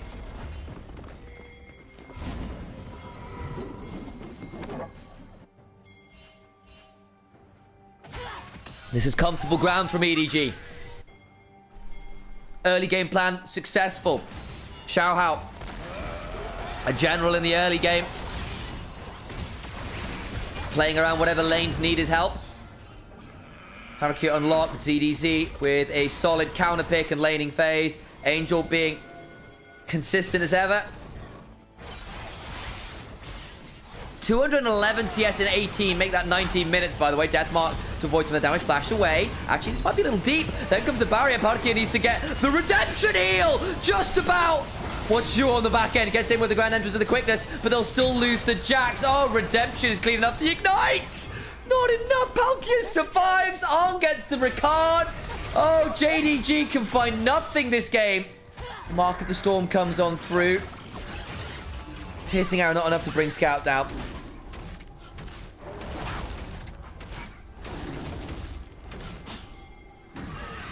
Sometimes you just can't win them.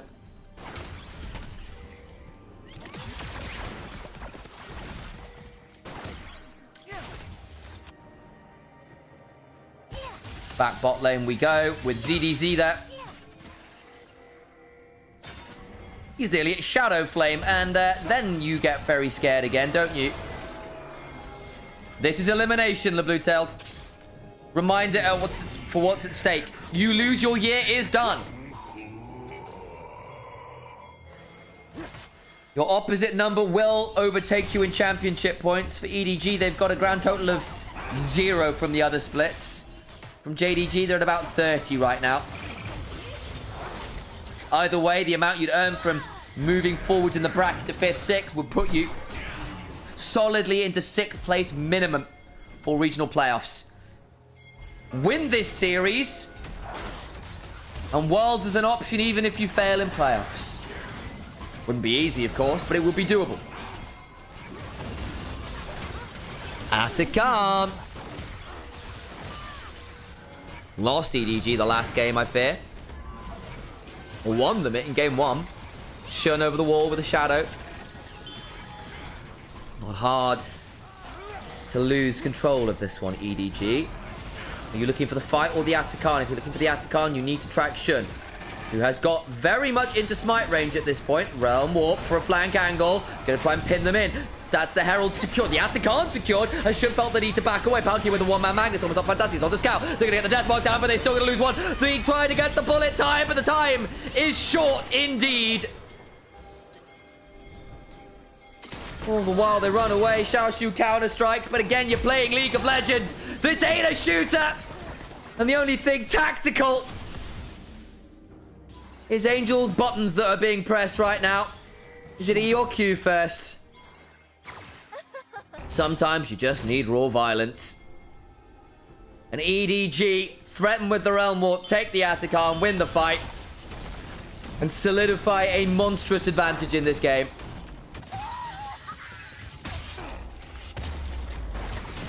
Atacama, oh dear. Like, you've got Spellbook, why are you not running Exhaust? So they do this one to threaten, and Shun backs away, the pillar comes on down. They just go, well, we'll rush Atacama then. And then Shun is split off, tries to dance his way out of it. That's the Shadow Slash. Tries to go forwards with the Death Mark, but Shun goes down. Bullet time's there, but again, it's not all together. You need your AoE together, and we've not seen a bullet time and a between world paired together this game. Chomp interrupts the Hex Gate out. ZDZ does a lot of damage that is not blockable by Counter-Strike.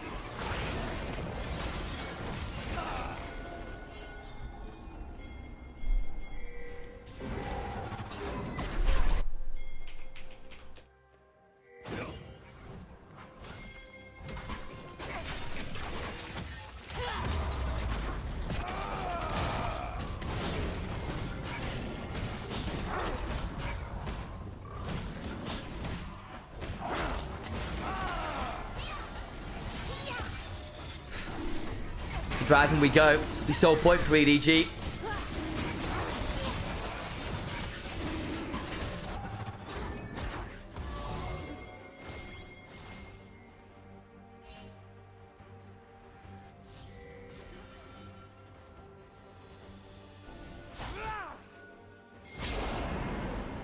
Trying to remember what Kennen's Shuriken title fully is. It's Thundering Shuriken. Of course, you've got Zed in the game as well. There's shurikens everywhere. Lots of ninjas to be found. Of course, Zed v Kennen. Bit of a law matchup, isn't it? Zed now of the Order of Shadows. Whereas Kennen, of course, is Kinko. Shun's really not found anything this game, has he?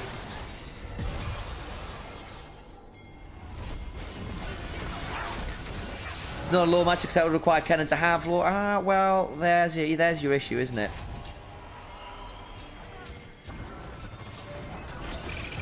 Trying to hold on to these turrets now. Shadows do a bit of damage to Xiaohao, but again, there's no one else. There's no follow-up. They're trying to allow the Jax to cross-map. But again, at this point, Jax would normally be a wink on the side, and he's still at one item. Kennen is anything but. He's got Spellslinger's shoes, and a Shadow Flame, and 9 stacks on a Dark Seal. Which is pretty one-sided, it has to be said. Shun.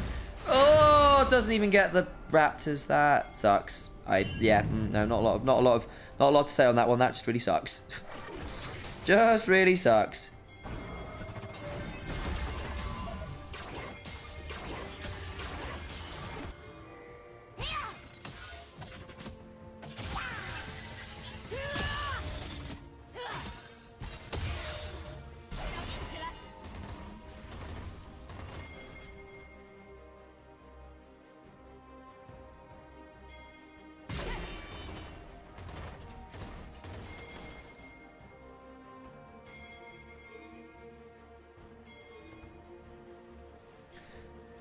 I think at this point we may be looking at Barons as the next port of call. Whether that actually works out that way, slightly different matter. Oh, Ghost, Shun, flashing away, but there's a Realm Warp waiting. They have Temp with the Death Mark, but unfortunately, Shun, the face on the bounty is yours. Mark for death.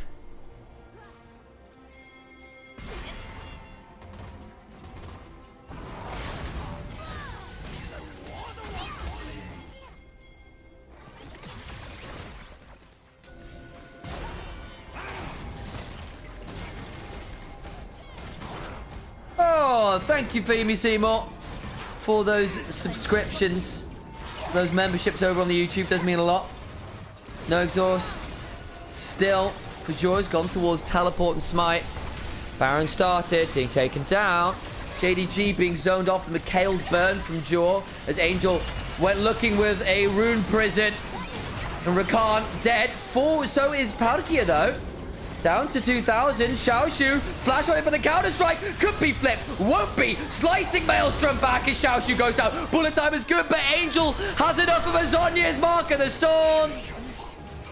Comes crashing on through. And an electrical surge will short out what remains of JDG's health bars. Flash from Xiao Hao on the long club of the law will crush down JDG's resistance. Edward Gaming, clean from start to finish. And with 20 seconds on respawns, 30 on Scout, this will be game. Scout and Clearlove sweating as their former organization will put them at elimination point. Wrong. You are a very squishy, very pick-reliant, very dive-reliant comp. See whether they can pull it off or whether the tanks will get online. Set them to the Gios. 敌军还有30秒到达战场，碾碎。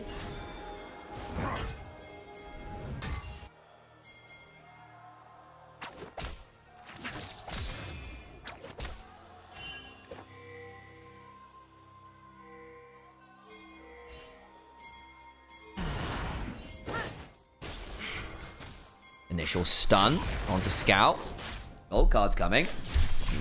Not quite in range. Didn't want to flash for it. Okay. Rumble was there as well, actually.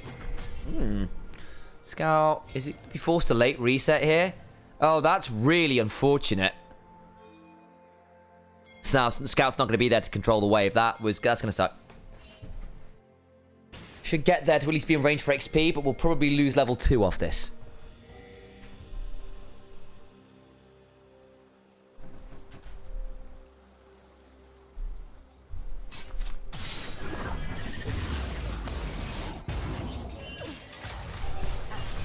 Anyone win with Elise support? Feels like only On does. On is the best Elise support in the server. Palkia, repel up. Heal. Heal. On steps forward, gets a bit of shot onto Pace. Inner Flame goes wide. Palkia can look for something more. Level 2 rush. It's going to be tight, actually. But looks like Paze and Jaw are going to win it out here. First look at the TF and the Nefarious split for EDG. First Elise as well. Some spice here in a deciding game.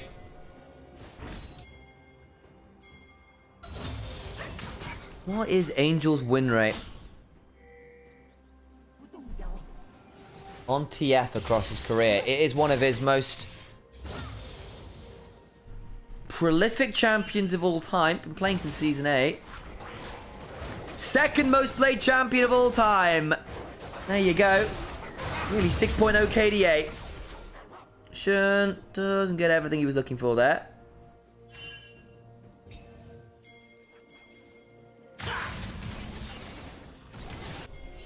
Trying to save this bot side, basically, is the idea. Be here. Cocoon onto the clone. They want to fight this. Waves are stuck in the middle of the lane, so it is just a 3v3 in the jungle. Angel eats a bit of damage from Scout, but can still keep trading. Good pilt over Peacemaker across both. Trap start coming on down. Not completely dealt with. Flash over. Pay sidestep. Deadly Flourish lands. Speed up from Joe was really valuable there. The Ignite comes on down. Clone comes out. Angel also over. Soul Flare comes on down. And that's blue buff to JDG. Flash! Sure flashes out as well. Arm went looking for that. Can look back again. Deadly Flourish onto Shun. Dark Daggers fly. Blue buff still not secured. Resets. And Xiao's got better HP bars. Cocoon! Forced to flash. Gold card onto the side of Scout. Deadly Flourish just wide flash from Angel. Overcomes Palkia. But now he's in danger. Flashing over his base. It's an absolute mess. Who got the blue buff? I think it was Shun. Xiao calls the pack, gets one back, and maybe you need to eviscerate out. Dark Daggers across 3. Scuttle Crab is there. 3 for 1 for JDG. Pays, no flash, no... Has got cleanse. It's Angel joining. Where does Pays go? He's going to lose a wave in bot side. But 2-0 for Pays nonetheless is a great start to the game for JDG. Oh, it was a close scuffle. Flashes everywhere. Xiaohao, though, is up a lot of gold here. Or up a lot of HP, rather. Loses the blue buff, loses the Scuttle Crab. At least gets the Raptors back. So, On just flashes for a 4th shot. I think they want to get the Cocoon 4th shot. Oh, he was just out of range. Flash from Jaw, and then Daddy First doesn't get a root. HP bars aren't fantastic, and then they look for Shun here. Get the Cocoon, but they're just out of range, and he gets to flash out, and Angel gets jumped on by Scout's Galio. Pays starts by killing off On. Scout gets another, and over goes Pays looking for Palkia. 90 caliber net. Into the Piltover Peacemaker. Last auto secures it. Turret shot's not enough to finish him off, and Xiaohao then finds himself in an unenviable 1v3. Early Berserker Greaves backs. Oof. Caitlyn burns flash, so does Jaw. It's theoretically vulnerable, still has the cleanse. Doesn't need to pop it. Up into the air we go. Does Palkia.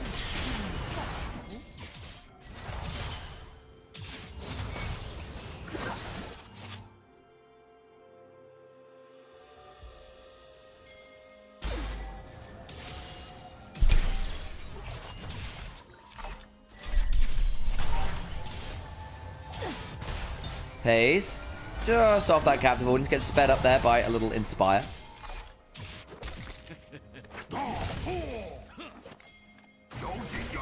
Wukong not getting any assists there is kind of wild, actually. That's quite funny. Still, is what it is. Coon just wide. Shun is here. Neferi, little ways off. That Captive Audience could be valuable. Palkia is going to need to try and turn this one around. Deadly Furry sidestep by Pays. Stuck on the trap. Will go up into the air. But where are you coming down? Other side of this. It's like you're going to die, no. Nowhere really to go. But Xiaohao now here can make this a bit more interesting. Here comes the Cocoon. Hero's entrance. Knock up onto On. How did he get caught by that? Oh, dear. JDG summon the ults and get the kill. 3-0 now for Pays.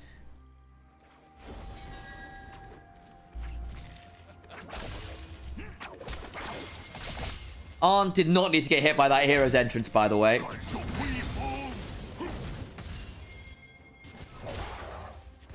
Awkward.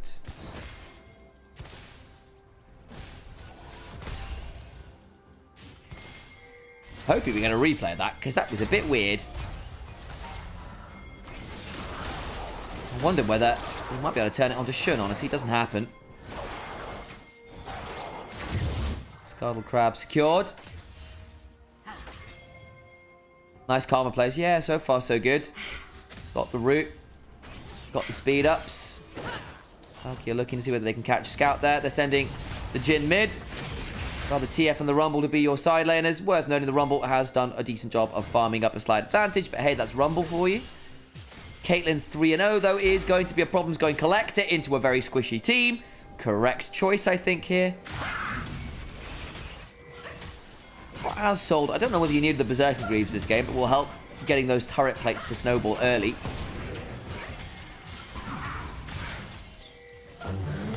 Here's the call of the Forge God, missing the Cocoon, repels. Needs to come down somewhere, but everyone's around. On gets out to safety. Palkia flashes out. Shun going down with the Soul Clone is On. Just about low. On.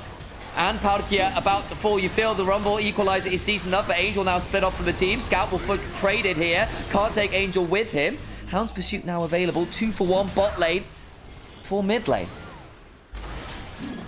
Flame Spitter rolling. Soul Flare goes on down. Bit of a black hole thrown into the mid lane. Always nice aesthetically. Ornn gets one. Wukong gets another. Grubs go the way of JDG. The contest from EDG is poorly chosen. 0, 5, and 2 right now is the bot lane combined for EDG. Dragon will at least go the way of Xiaohao. So they step on forwards, and the corner forwards going to come to the range. Valkyrie just misses the cocoon. You have to hit that one. You have to hit that one. Paige gets gold carded, which buys a bit of time. Flash from Xiaoshu. Doesn't really lead to too much, but he does get to pick up the kill onto arm. The equalizer was decent enough. A scout then really has no way out, so it does get traded. Can't take Angel with him, which would have been the dream there.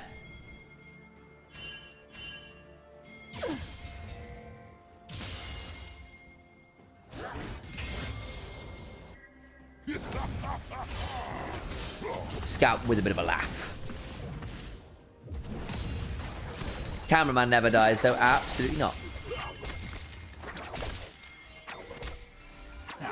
But we said, EDG, you needed to make plays early.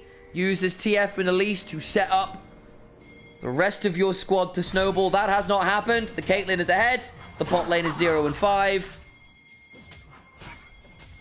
Yup.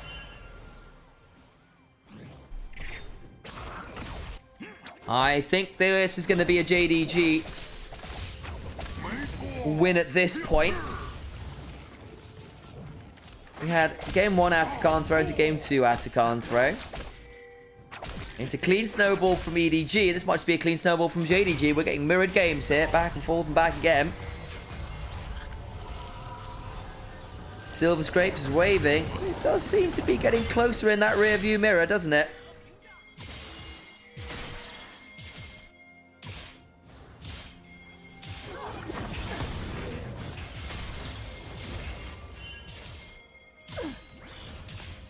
It's a very solid early game. At EDG, it's about as nightmare a scenario as you could ask for a comp like this.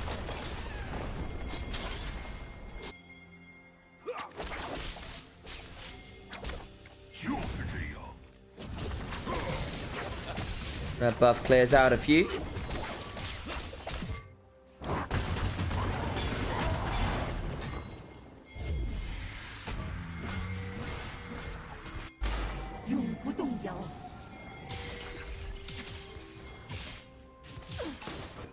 Hang on, Shun gonna try and get a Cyclone down to the side of Powder Kyo, who now needs to try and run out. He's dead.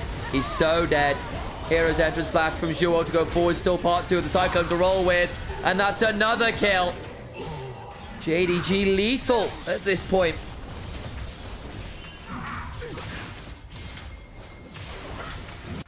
Shun from ahead is a very different beast to Shun from behind. Not making these over-aggressive plays from positions of weakness. Turret secured. Along with it, the feats of strength.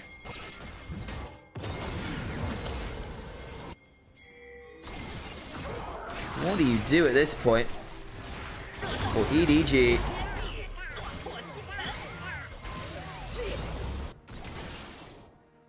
Elise has seen better days. Yeah. Didn't have flash. Didn't really have a way to repel out. Shun, even in a 1v2, just goes, cool, I kill you here with Cyclone and Hero's entrance. Ooh. Spot that one out. Soul Flare tags 2. Cocoon lands onto Paige, but there's no real follow-up. All of this off an early fight on blue. Imagine if you'd won that one. Maybe it looks a bit different. They haven't. 1,300 gold lead for Paige is pretty astronomical. Ah, I can't even body block it.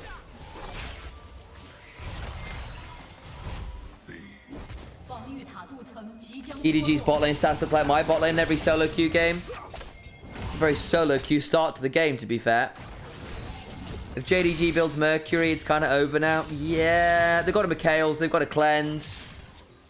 I think you go Infinity Edge into Lord Doms.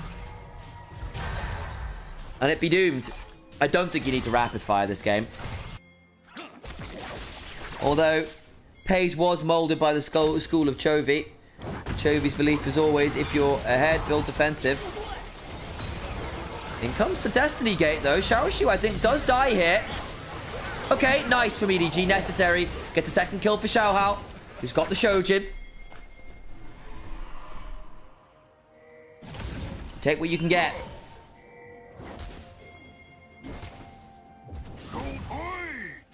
There's always a bigger int. Indeed there is. Play away from the Caitlyn, I think, at this point is your plan, isn't it?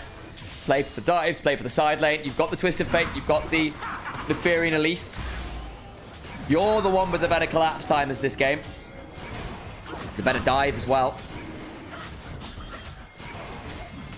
Tanks aren't so far ahead right now that they can win a 1v3. Cross map's a win right now for EDG. That and holding on to this tier 1 mid for dear life.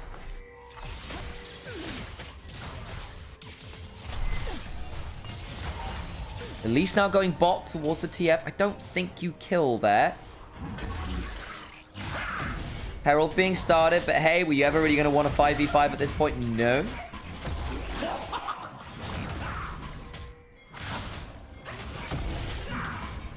Sweeping bot side river instead. Did get an early dragon to EDG, so there is that.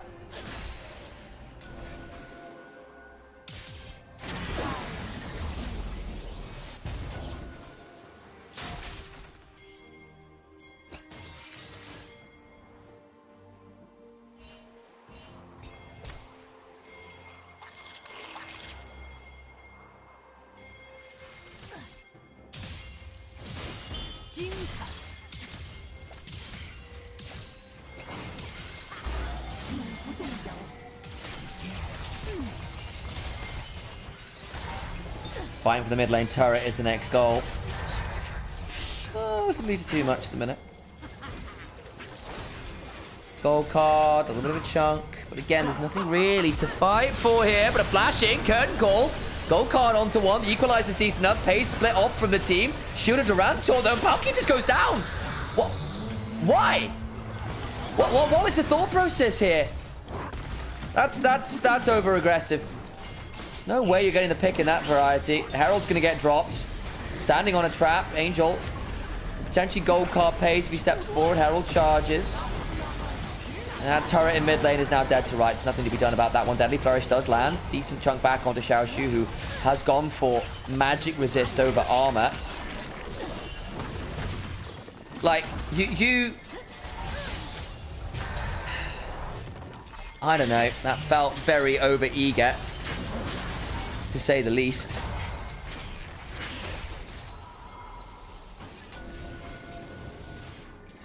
I want to replay on that one to see exactly what Palkia was seeing, but maybe I missed something. But I am fairly certain there was not. I think I just might have been a bit far.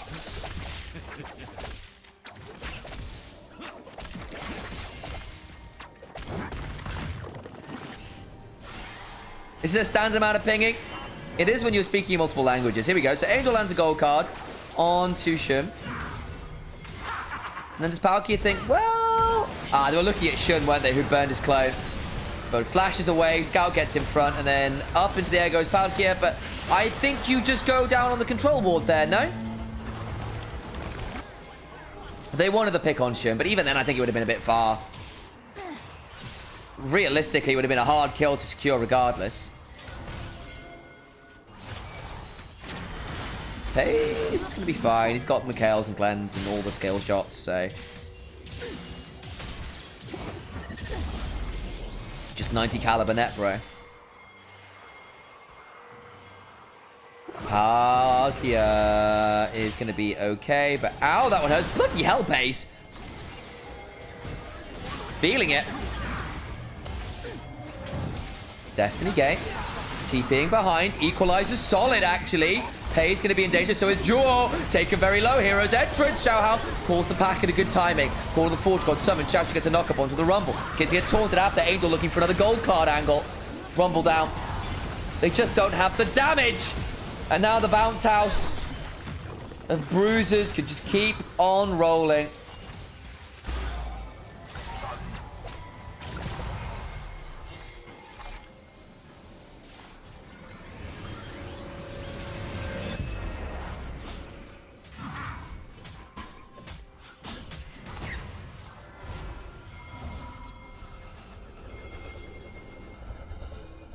Twisted Fate has got himself a Zhonya's to work. No, Zhonya's a Lich Bane for something. But again, look, the equalizers to delay the reset does chunk out Jor and Pays, and they get the gold card onto Jor. They get the root on Shun, and then can't finish the kill. Xiao has to back away, and then ZDZ doesn't have flash, gets called the Forge God, and the 5v5s are never going to be playable. You have to pick faster than that. And they can't. They don't have the damage. Question, do you know if Pays can communicate with him in Mandarin? No, he can't. Famously so. It's one of the issues. Ruler didn't need the comms because of the way he is as a player. Pays wants to be a bit more involved in the comms and can't be. So Scout is on translation duty and it's making things quite tricky. Yeah, great. We were having that conversation earlier on. I'm going to sleep, says Carl saying. Good night. Sleep well. Kamavi might also just be a better translator than Scout is. Very true. Very true.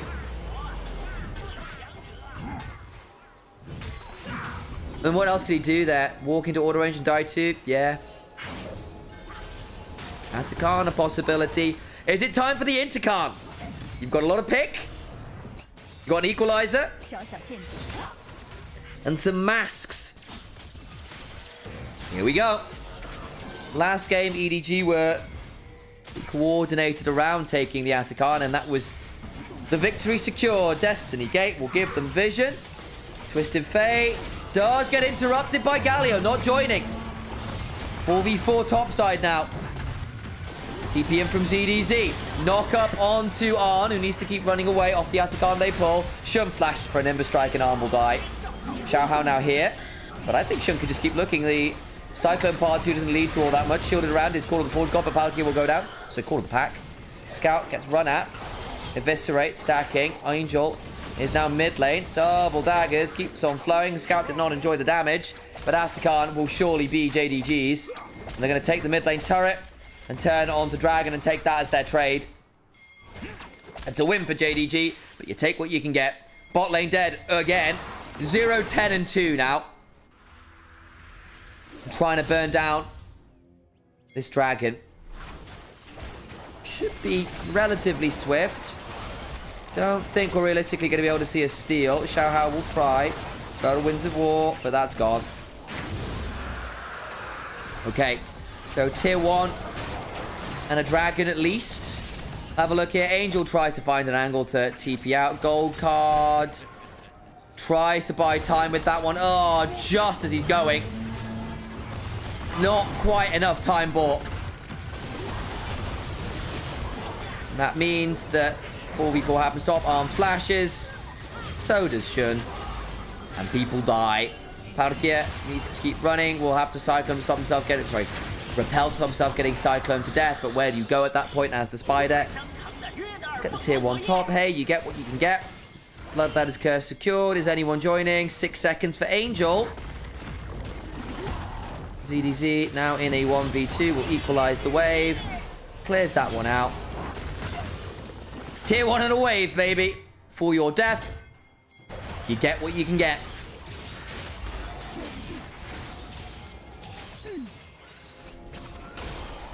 I mean, you could have not gone TF Elise.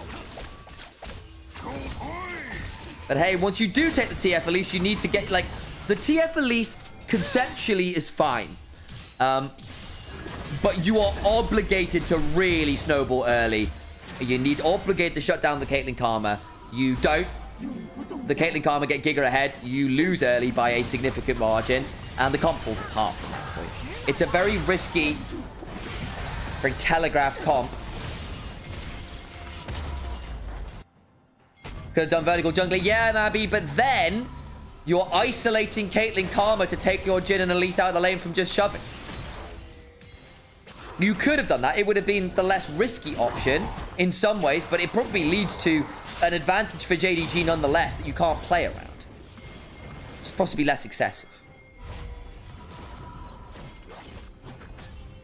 And EDG say, we can't afford to have Caitlyn Karma isolated for like 3 minutes plus. And realistically, the next time Xiao Hao can get bot side will be 5 minutes. Flash from Xiaoshu, flash in turn from Angel, who will get the Bellows Breath, but over comes EDZ, slow start coming on through. Call of the Forge God comes on in, next gold card comes on down, Hero's Entrance is there. Knock up from that Hero's Entrance, but there's the call of the pack of the hit from Pursuit. Should get the kill, and that will reset us. Equalizer, good. They can look again onto Scout, who's going to go low. Eviscerate, shields, do get that kill. Xiao Hao getting that kill is important. Will maybe get traded back, but the Eviscerate over the wall. That's what EDG have been trying to do all game. Just lost your 2 solo laners. Body block from Xiao Hao. Will stop the will not deny the resets. Are we cooking at Baron, folks? No. Reminder, Xiao Hao still had 2 kills and 2 items. And Scout has not built tank and Xiaoshu's not built armor. You can kill them. If Shun and the bot lane aren't there, most of the gold isn't either. Playing to side lanes is a lot easier than team fights. From this game position, gold card number 2 comes on through. That's what needed to happen around the grubs, by the way. Palkia just interrupt the ult. Xiaoshu goes down. And that gives Xiao Hao another ult. Will Hound's Pursuit onto Scout, flashes away. Still eat a lot of damage. Shield from Hound's Pursuit Part 2 is good. You get the renewal shield and stun, but Xiao still managed to get over the wall with the flash and the Eviscerate. Heist secured. Take what you can get. By the way, Angel's up 2.2 thousand. Twisted Fate with the bounties, with the passive. The deck is stacked. Gets him to a 3rd item. And again, maybe you just keep playing towards these side lanes. You do that again. And then you have a 5v3 around Baron. That might be more doable. 2nd item for Jin is Collector. Right? Just say, all right, I need to one-tap Caitlyn if we ever CC them.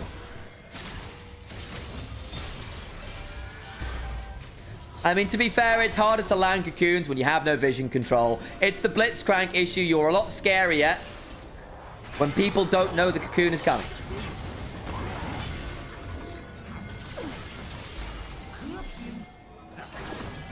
Angel, again, arguably his most iconic champion is Twisted Fate, to be fair. 2nd most played champion of all time, a 6.0 KDA. Really good at this champ.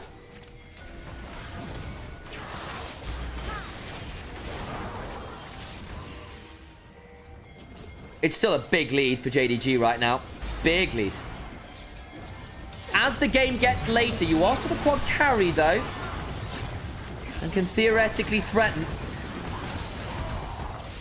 with just raw damage. Got good range. Good incidental, non-committal engage and pays.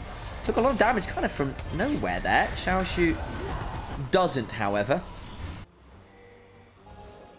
I think if Xiaoshu gets towards the 3rd item...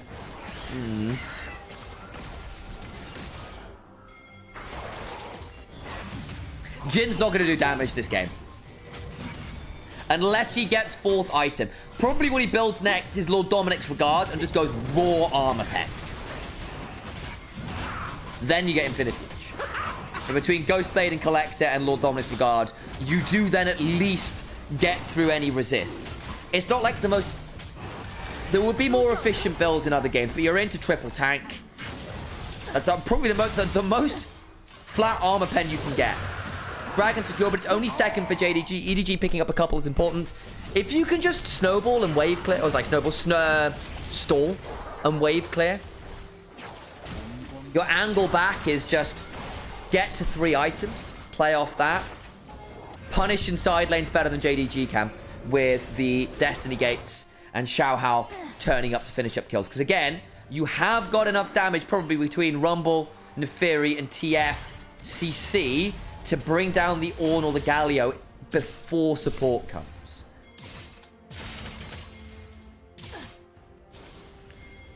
Ornn items are beginning to come on through. Upgraded Collector, a bit more lethality.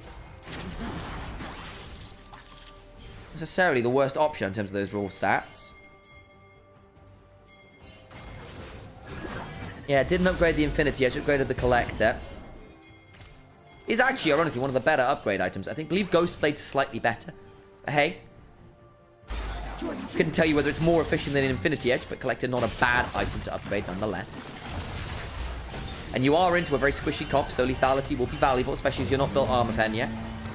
For the Forge God, TP on.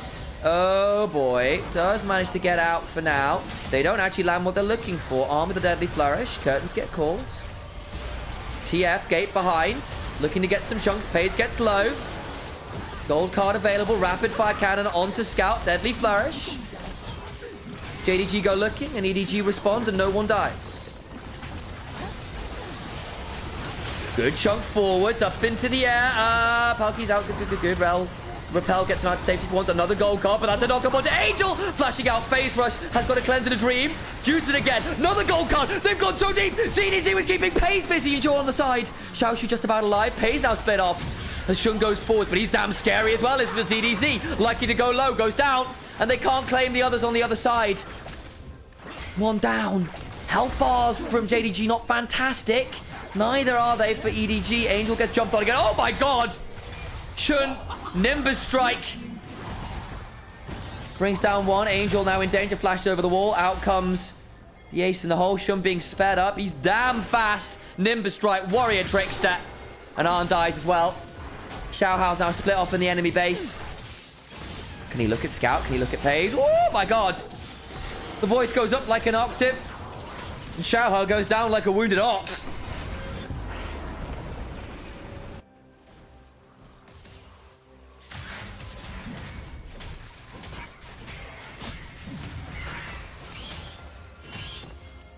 That was close at points there. ZDZ getting sniped when EDG couldn't finish on the other side ended up being too problematic. Now they're looking to get Baron, and that probably puts lights out here. Xiaohao's dead for 20 seconds. Baron will make it a lot harder to play the stalling game that EDG have been. Again, JDG not closing games out fast. We saw them struggle in game 2. To get the win that should have been theirs by rights. They did get it. But Lord, was it hard work. Crit Bloom now for Angel for even more ability haste. Has the pen. I think he probably wants a Death Cap last and a Dream. Maybe Cosmic Drive for move speed?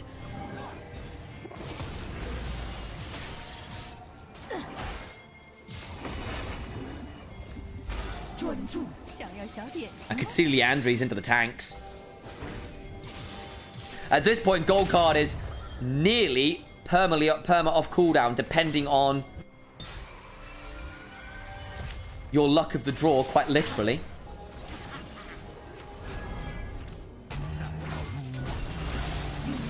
Pays it with the gold cards. Really lethal damage to the shield there from Karma. Redemption upgraded Mikhail's. Inhibitor turret broken. Decent damage onto Jewel. But Pays 190 caliber net to just absolutely blast Palkia. Can't ace in the whole block. Inhibitor will go down. Jewel has Xiaoshu to stand in front of him. Oh, God, Pays hurts.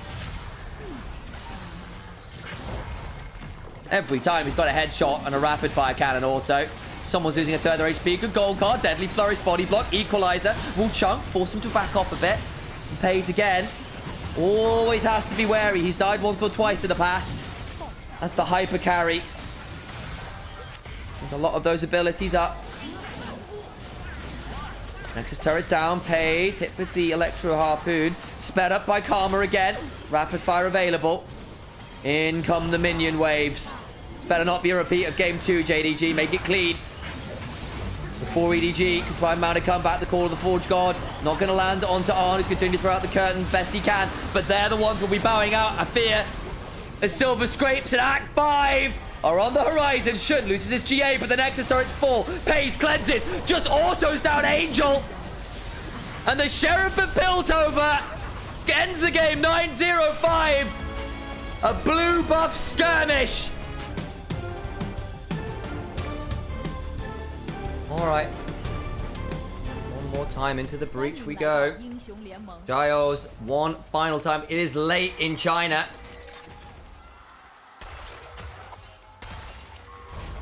敌军还有30秒到达战场，碾碎他。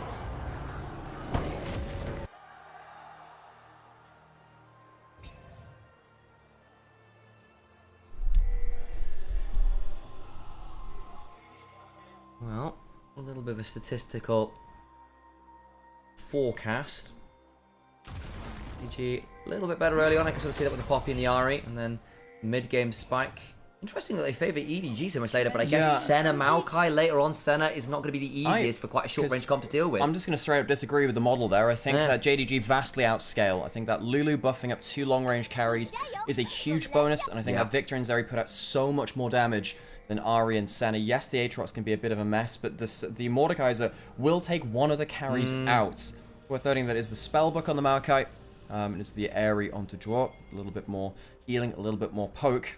Bot lane laning phase, going to be a bit of a wash, I think. Look, Senna's strong enough into this duo, and the saplings can be quite valuable. Bit of healing there, as though Arn did walk up and do briefly 1v2, not the best there. See how it all rolls from that, of course. A bit dicey, but the early sapling is down.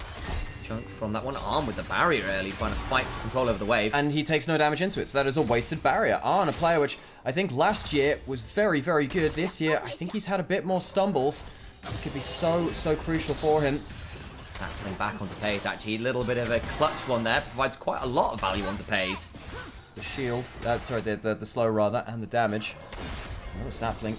Good, not having that, oh, dash over the wall, good damage there. Heal now, procs. Pays. Gets shielded up there with the Whimsy.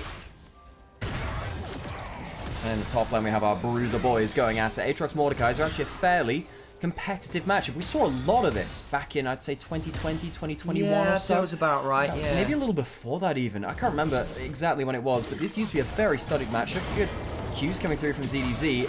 Worth noting though, I mean, Xiaoshu has been such a good player for JDG across this split. This series, a bit more mixed, or playoffs. Xiaohao coming top early, wanting to flip the top matchup, not the bot one. Would you look at that? It's a full build Poppy with red buff and level 3. You just don't have fun. Has to flash, but there's a flash to charge back towards ZDZ's Aatrox. What do? You got an Unbreakable and a Dream. That's not a bad idea. But indestructible, the ability may be. Nature, a little less so. ZDZ uses the flash, so it's 2 flashes for 1, but first blood to the Aatrox. And if the Aatrox starts rolling, that is a problem. See that Angel getting out traded by Scout. No surprise, the Victor is actually very good against the Ahri in the laning phase. One of the better matchups for mages into that champion. Ahri really likes laning as melees, honestly, more than the other mages. We'll have to teleport in early. So, early game. Sort of play from Xiaohao. Otherwise, though, JDG have actually been laning well here. The bot lane in particular. The early advantage over the wave has given Hayes a strong early advantage. That's happened quite a lot this series. So, games have gone on. JDG's mid games have been so poor. Yeah. And in this case, by the way, in terms of the bot lane laning phase, EDG's bot lane knew their jungler was heading away from them. They weren't fighting for push. They just want to make sure that they can keep safe. You know, if Shun comes down and Wallstun's one of them, then it becomes a problem. At the end of the day, they knew Xiaohao was not coming to their lane. Their job was to survive, and they've ended up doing that.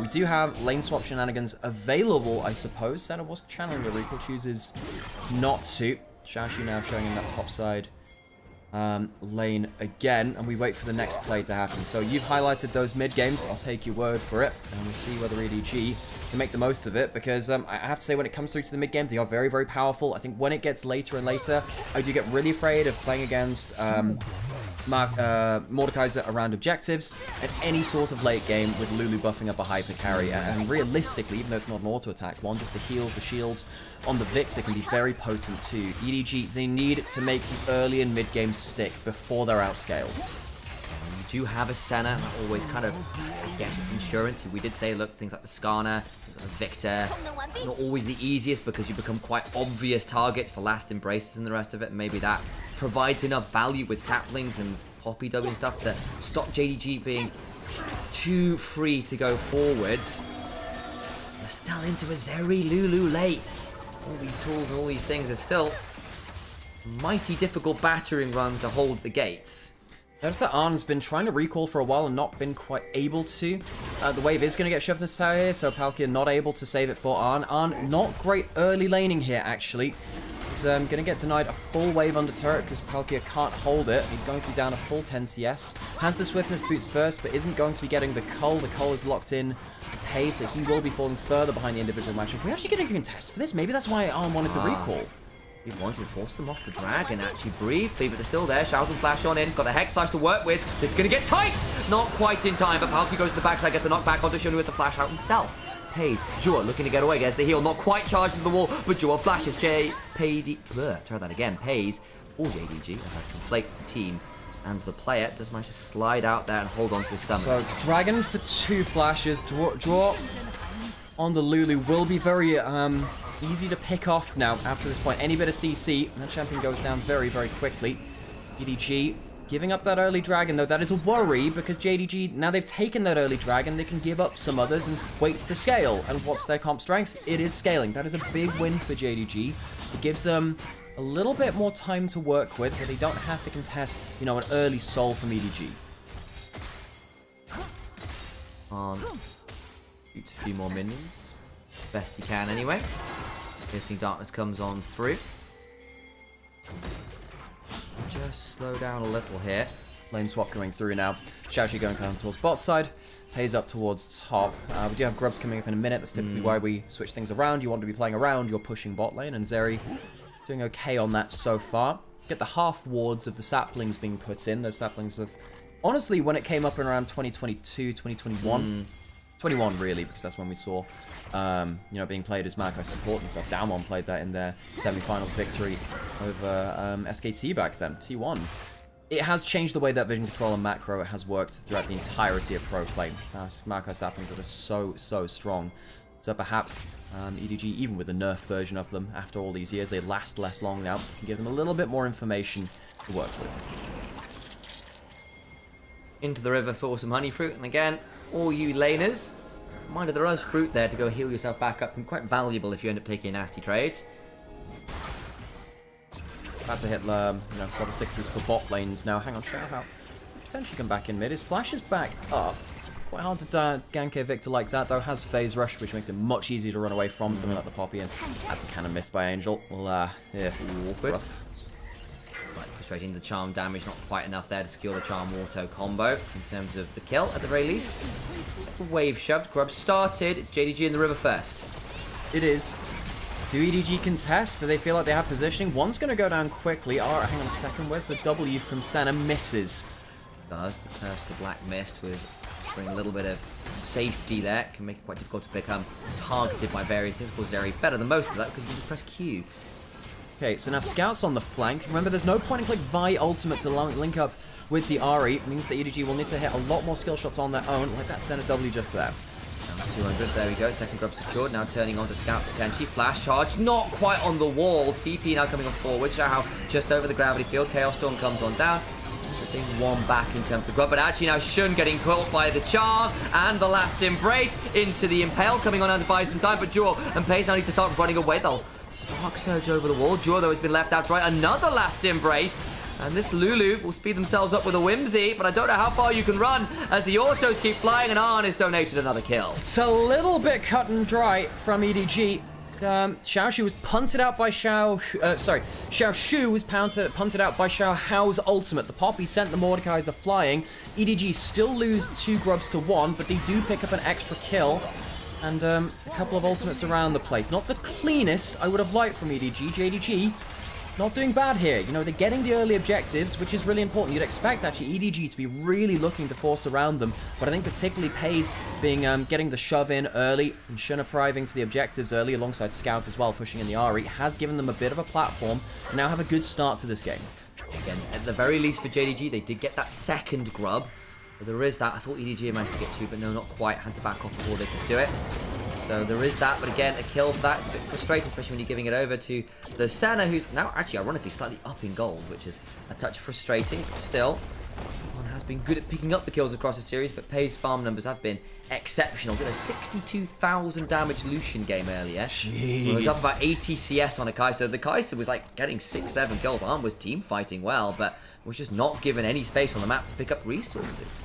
A reminder, folks, winner of this series knocks the other one out of regional regional qualifiers rather, and basically knocks them out of world's contention. That is the stakes for this. Oh, yeah, it's EDG are against Scouts, their old EDG legend, and Clearlove as their coach. Yet another EDG legend. Both of them on a very different team now. EDG have been failing in recent years. Managed to mount a comeback out of Group Nirvana, coming from the depths of the LPL. JDG on the other side of it, very much struggling to match quite high, lofty goals that they've set for themselves over years of excellence as one of our most regionally dominant teams in recent years. Very much so. Early Hex Drinker for Aatrox knows that his lane opponents are going to be a Mordekaiser and a Victor. And even the likes of the Skarner, actually, a lot of his damage is, well, for what it is magic damage. And you've got Lulu as well. Zeri actually has a bit of mixed damage with the W, so I think it's just a smart pickup here. Dragon is available. EDG would really like to start stacking Dragons if they can. Not the easiest thing to do so with JDG actually pushing in very fast with the Victor. I think the Victor is a crucial pick to this draft, being able to control a lane. They've actually got 2 winning pushing lanes in the early game with the Zeri and the Victor. Pays a little bit on the edge there, but does have the cleanse, has the flash too.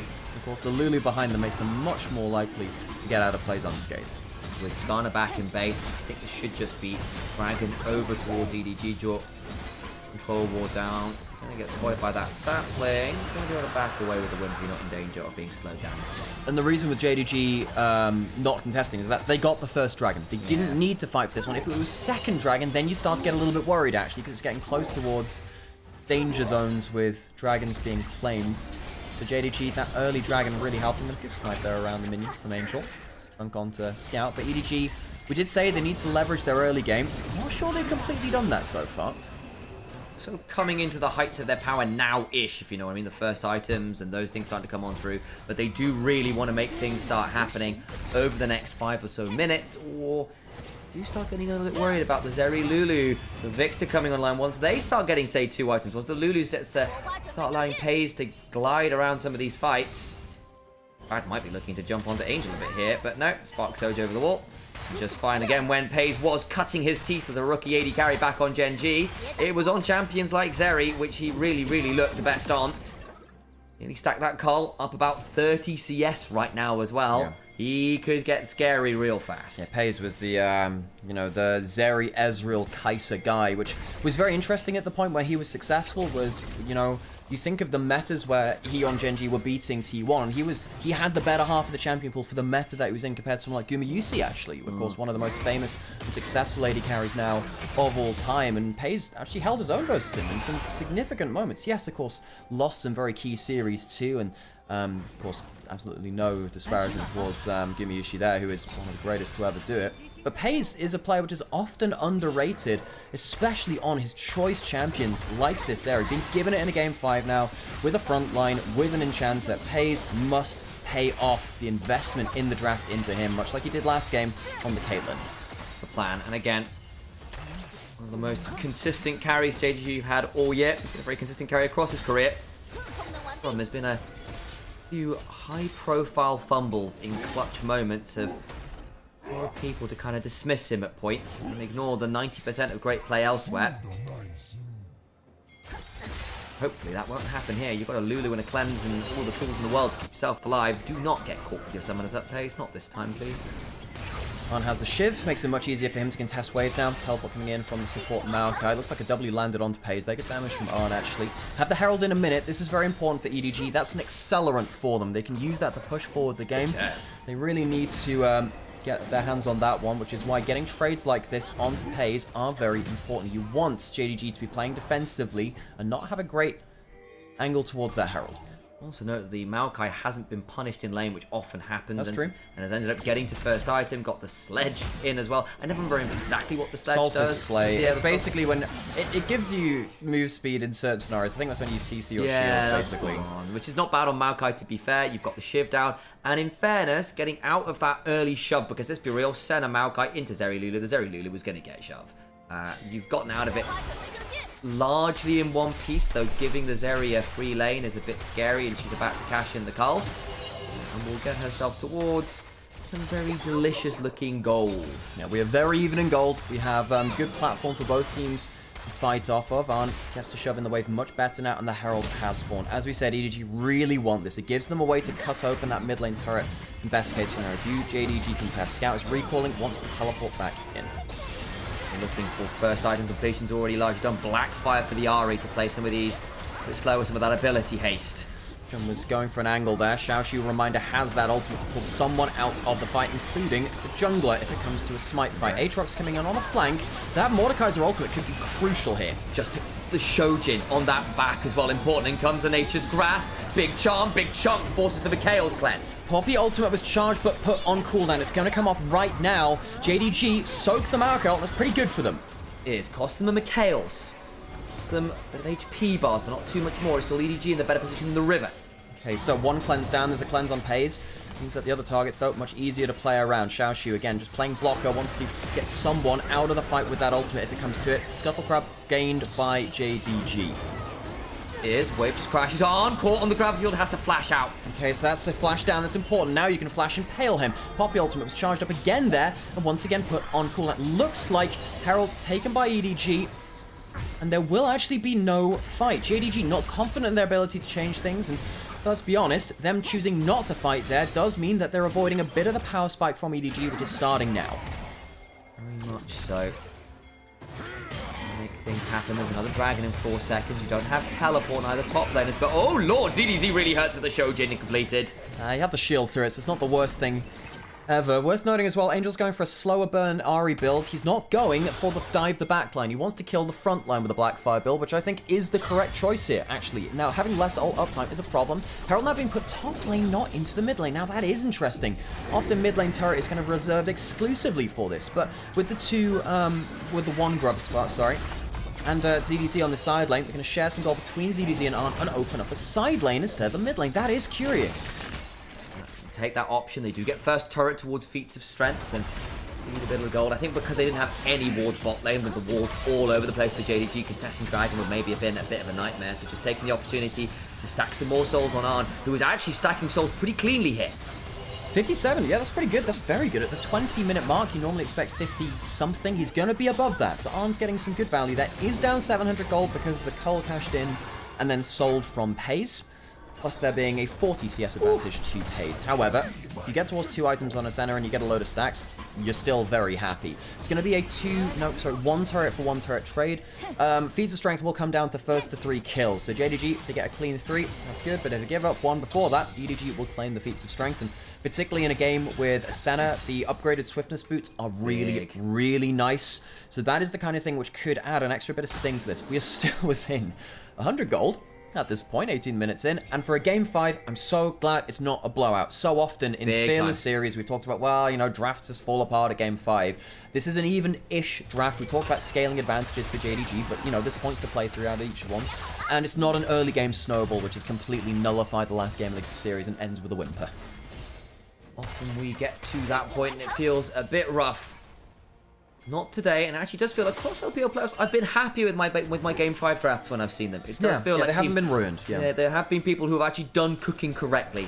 It's not always worked, but I appreciate the fact it's been looked at. See, actually, the best example was Weibo versus AL. What a crazy Game 5 draft that was. Now, you could argue that actually was drafted. You could argue that one. But it was still an exciting game. Yeah. Like, the game was good in Game 5. I'm glad it wasn't a blowout. So we have extended side lanes now. Again, very close within gold. We're getting to the point where more plays can be made. Xiaohao yet to land a crucial wall stun onto one of these picks. He's flashed for the wall stuns twice so far this game and not gotten value out of it. Of course, he did for that flash kind of weird insect on the Poppy in top lane earlier. Xiaohao is a player I have so much love for.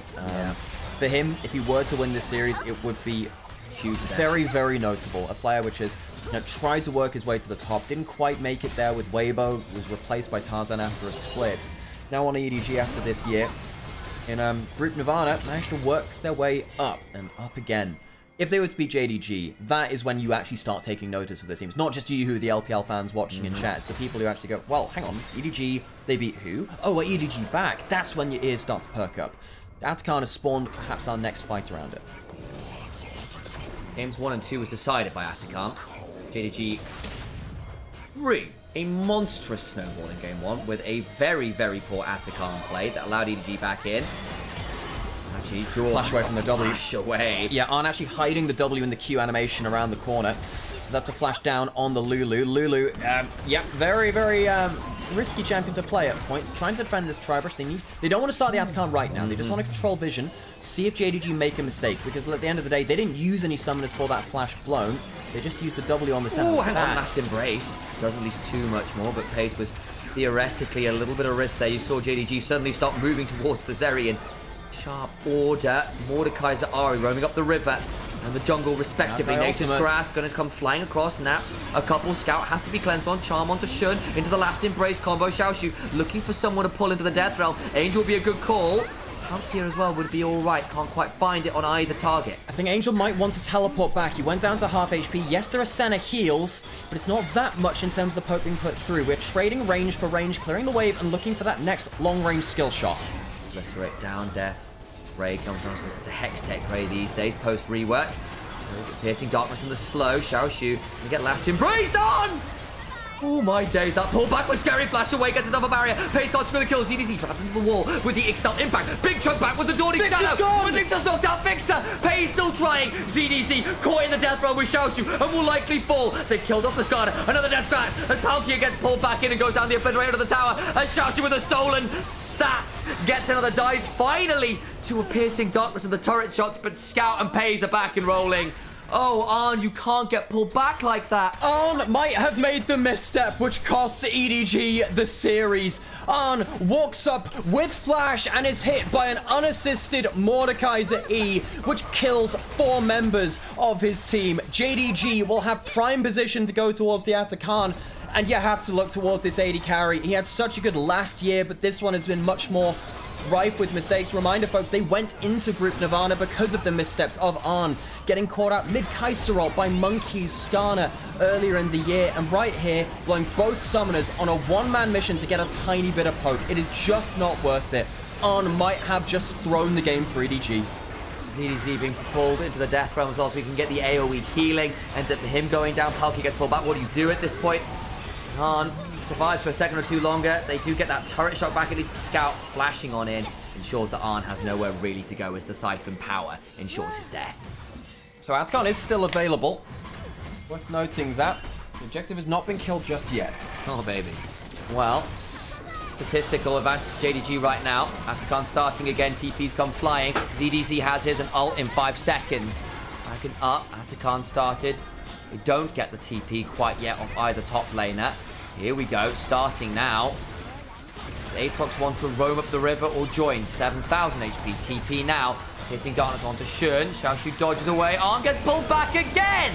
Into the death realm means he's not here and doing damage. Caught on the other side of the wall in the Atacon pit. Down to 3,000 HP. The Atacon back out of it. Last embrace. Arn surviving, but not for long enough. Angels had to go on a very awkward journey. Lands the charm, but Skarner gets a double. Finally get a hold of the Mordekaiser. Pace goes in and under the wall. Pace, cleanse, does go down. Angel gets a reset as ZDZ beginning to unleash a lot of firepower. Atacon still there and helping out the squad somewhat. Trying to hit the Darkin Blade, doesn't land it. Scout doing his best to be the carry at this point with the Lulu behind him, and will surely fall at the end of it all. And JDG come away with the man advantage. I can't believe it happened again. Xiaoshu finding those crosshairs onto Arn and hitting him with skill shots. But with low HP, JDG can't actually stick around for the objective. They are winning the fights, they're getting the kill gold, but they haven't gotten themselves the Atacon just yet. With the kills though, you'll notice that Scout finishes his Dark Seal and goes into a Medjai's at 10 stacks. Has a Seekers as well.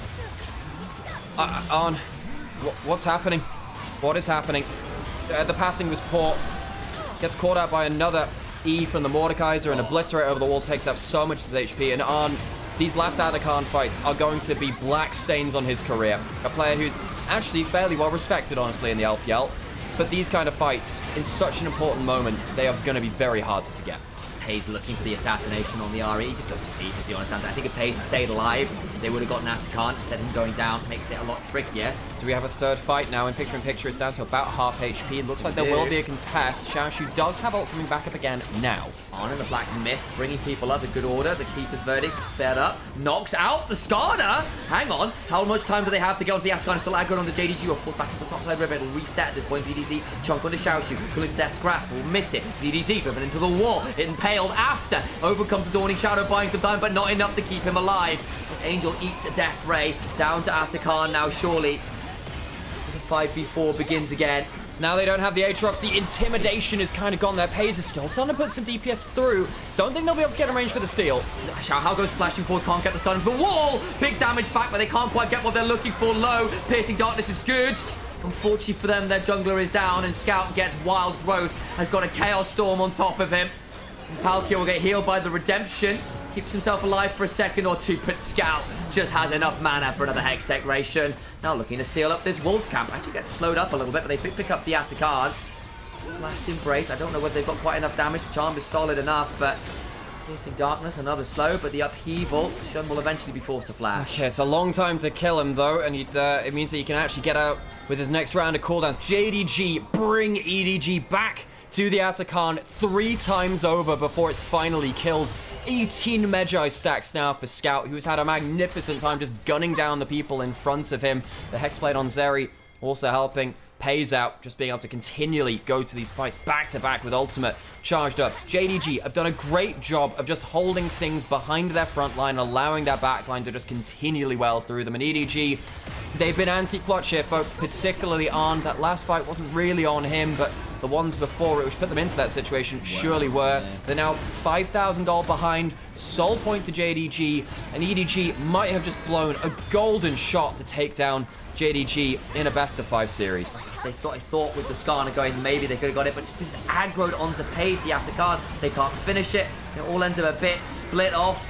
3 members of EDG, most of the damage is in the top lane, and ZDG just gets driven to the wall. The Aatrox gets no value. Yeah, and you're seeing the lack of having something like that point-and-click engage from the Vibe, which can just throw themselves in so the Ahri and the Senna can gun themselves after. Xiao, he knows he needs to go in and try something, but gets Mordekaiser ult to teleport now onto Shun. Doesn't have flash, doesn't need it. Tail comes on him. Pays goes wall riding in. Flash away. Angel got the ult rolling. Another charm onto Shun, who gets Wild Growth. ZDZ good healing onto Xiaoshu. Needs to try and get some value here as he gets over the wall, looking to get some more work. Darkin Blade down, and I think that Mordekaiser's about to be dragged out of his own death row, and things get interesting. Now they're caught on the wrong side of the gravity field. They do kill off the Maokai, but so is the Mordekaiser dead. Zeri's going back towards mid lane to push that in. JDG, I mean, honestly, I think they'll take that fight because they retain territory advantage. They keep all the vision control in bot side, and yes, they give a kill over to the other side. And Angel is currently 3-0-3, building up towards a 3rd item now, so he's not unhappy as the Ahri. But JDG, we already said, look, they realistically, they scale. They have a very good set of carries, backed up by a Lulu, and EDG don't have that same enchanter. They have a Maokai, who's currently at 0-4, and, well, I think Palkia has had a magnificent debut.